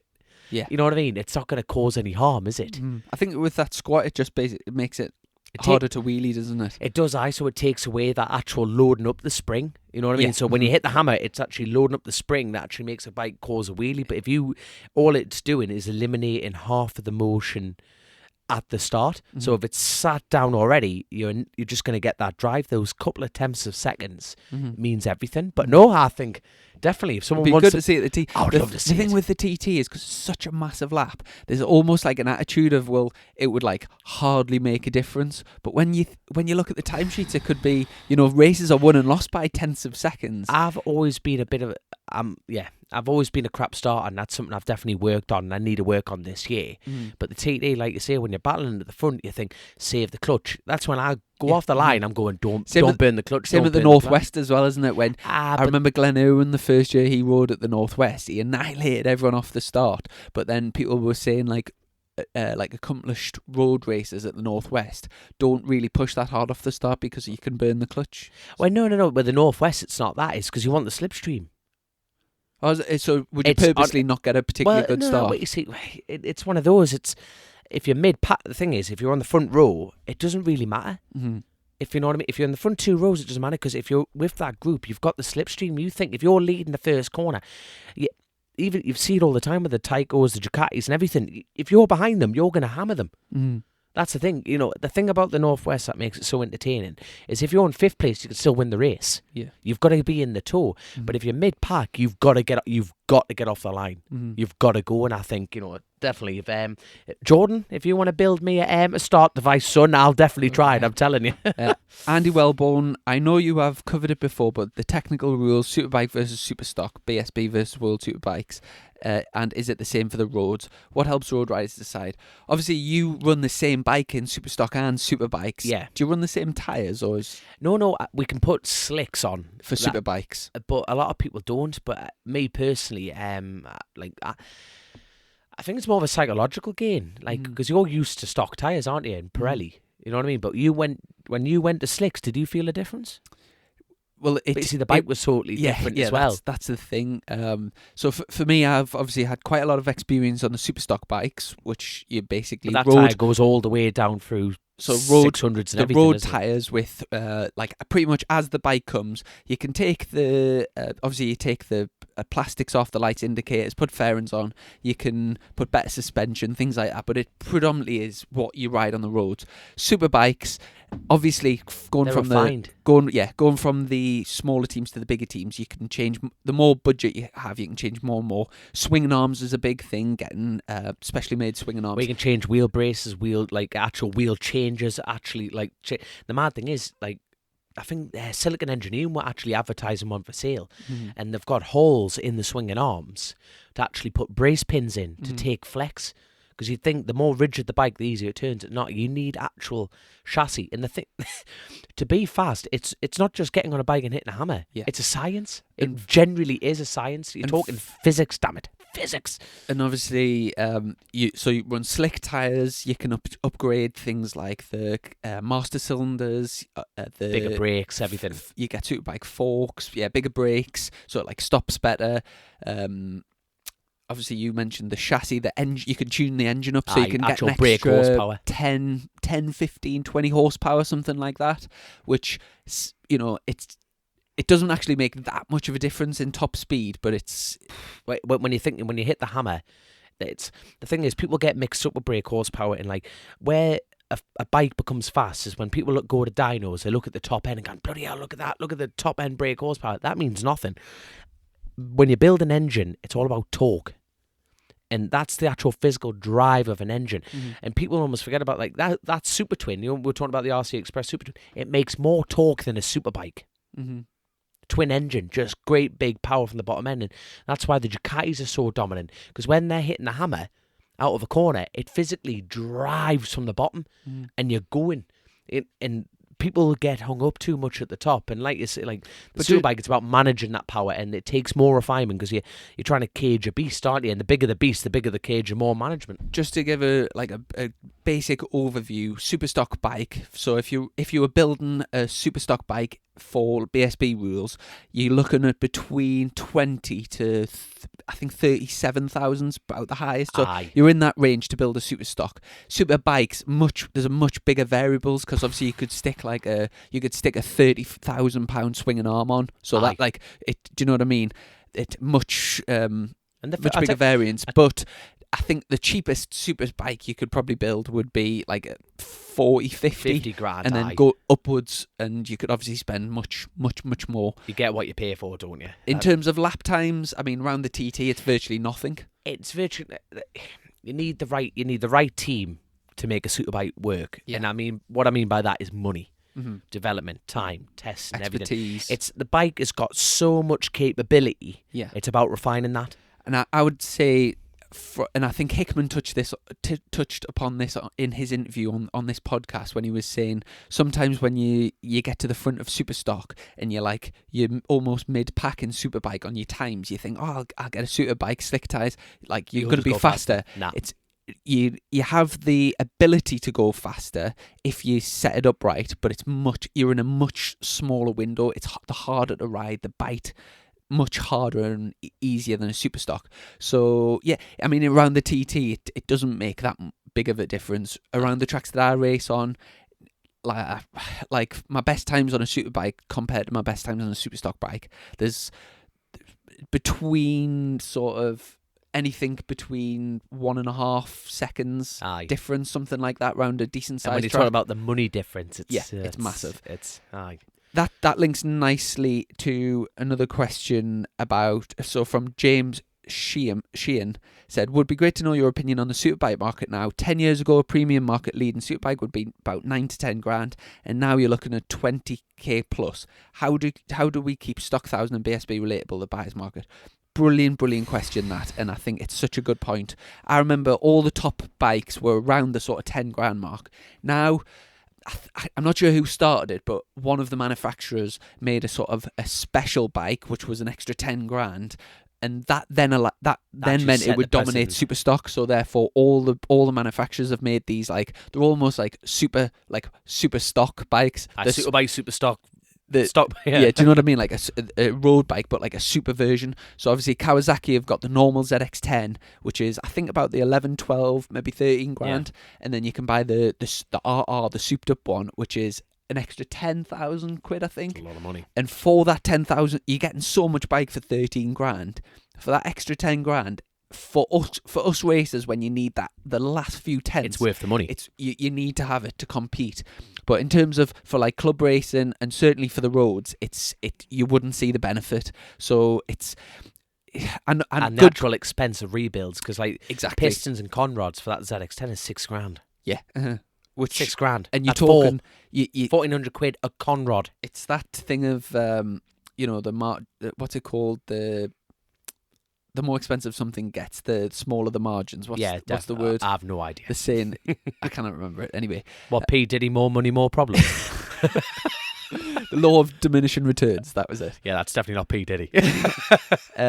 Steve Tomlinson said, what what are both your goals for the season aside from Dom's 130 TT lap and Chrissy's hunt for more wins in Stock 1000? Hopefully culminating in a title charge. Obviously, that You've just answered the he question. basically answered our question, so exactly that. Oh, a great opportunity to say thank you to everyone that has joined so far in the 130 club. Can't thank you all enough. Excellent. Cannot thank you all enough. And I think it's just answered the if question any there. of our listeners are wanting to join the 130 club, just remind us how you go about it. BR8 Management. Have a look on my personal Facebook page. Obviously, I think we'll have to share it on the Chase and the Racing, but have a look at Dom Herbertson. All the links are there. And if you missed the announcement, £130, you get a Dom the Bomb. You get a 130 club like special box with. Go on, explain what's in it. You get hoodies, hats, t-shirts, like a full-on hamper. You know what I mean? And it's to achieve a dream. I tell you what, right? This is something I need to say about the 130 thing. You know how I've been saying I've worked it out. My dad's reworked it out.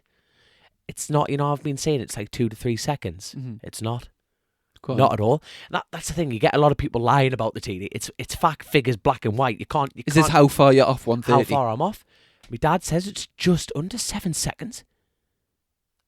It's jumped up a fair bit now. So it's not like I had to find just a couple of seconds. You think, well, that's just a gear change. It's definitely stepping up a peg.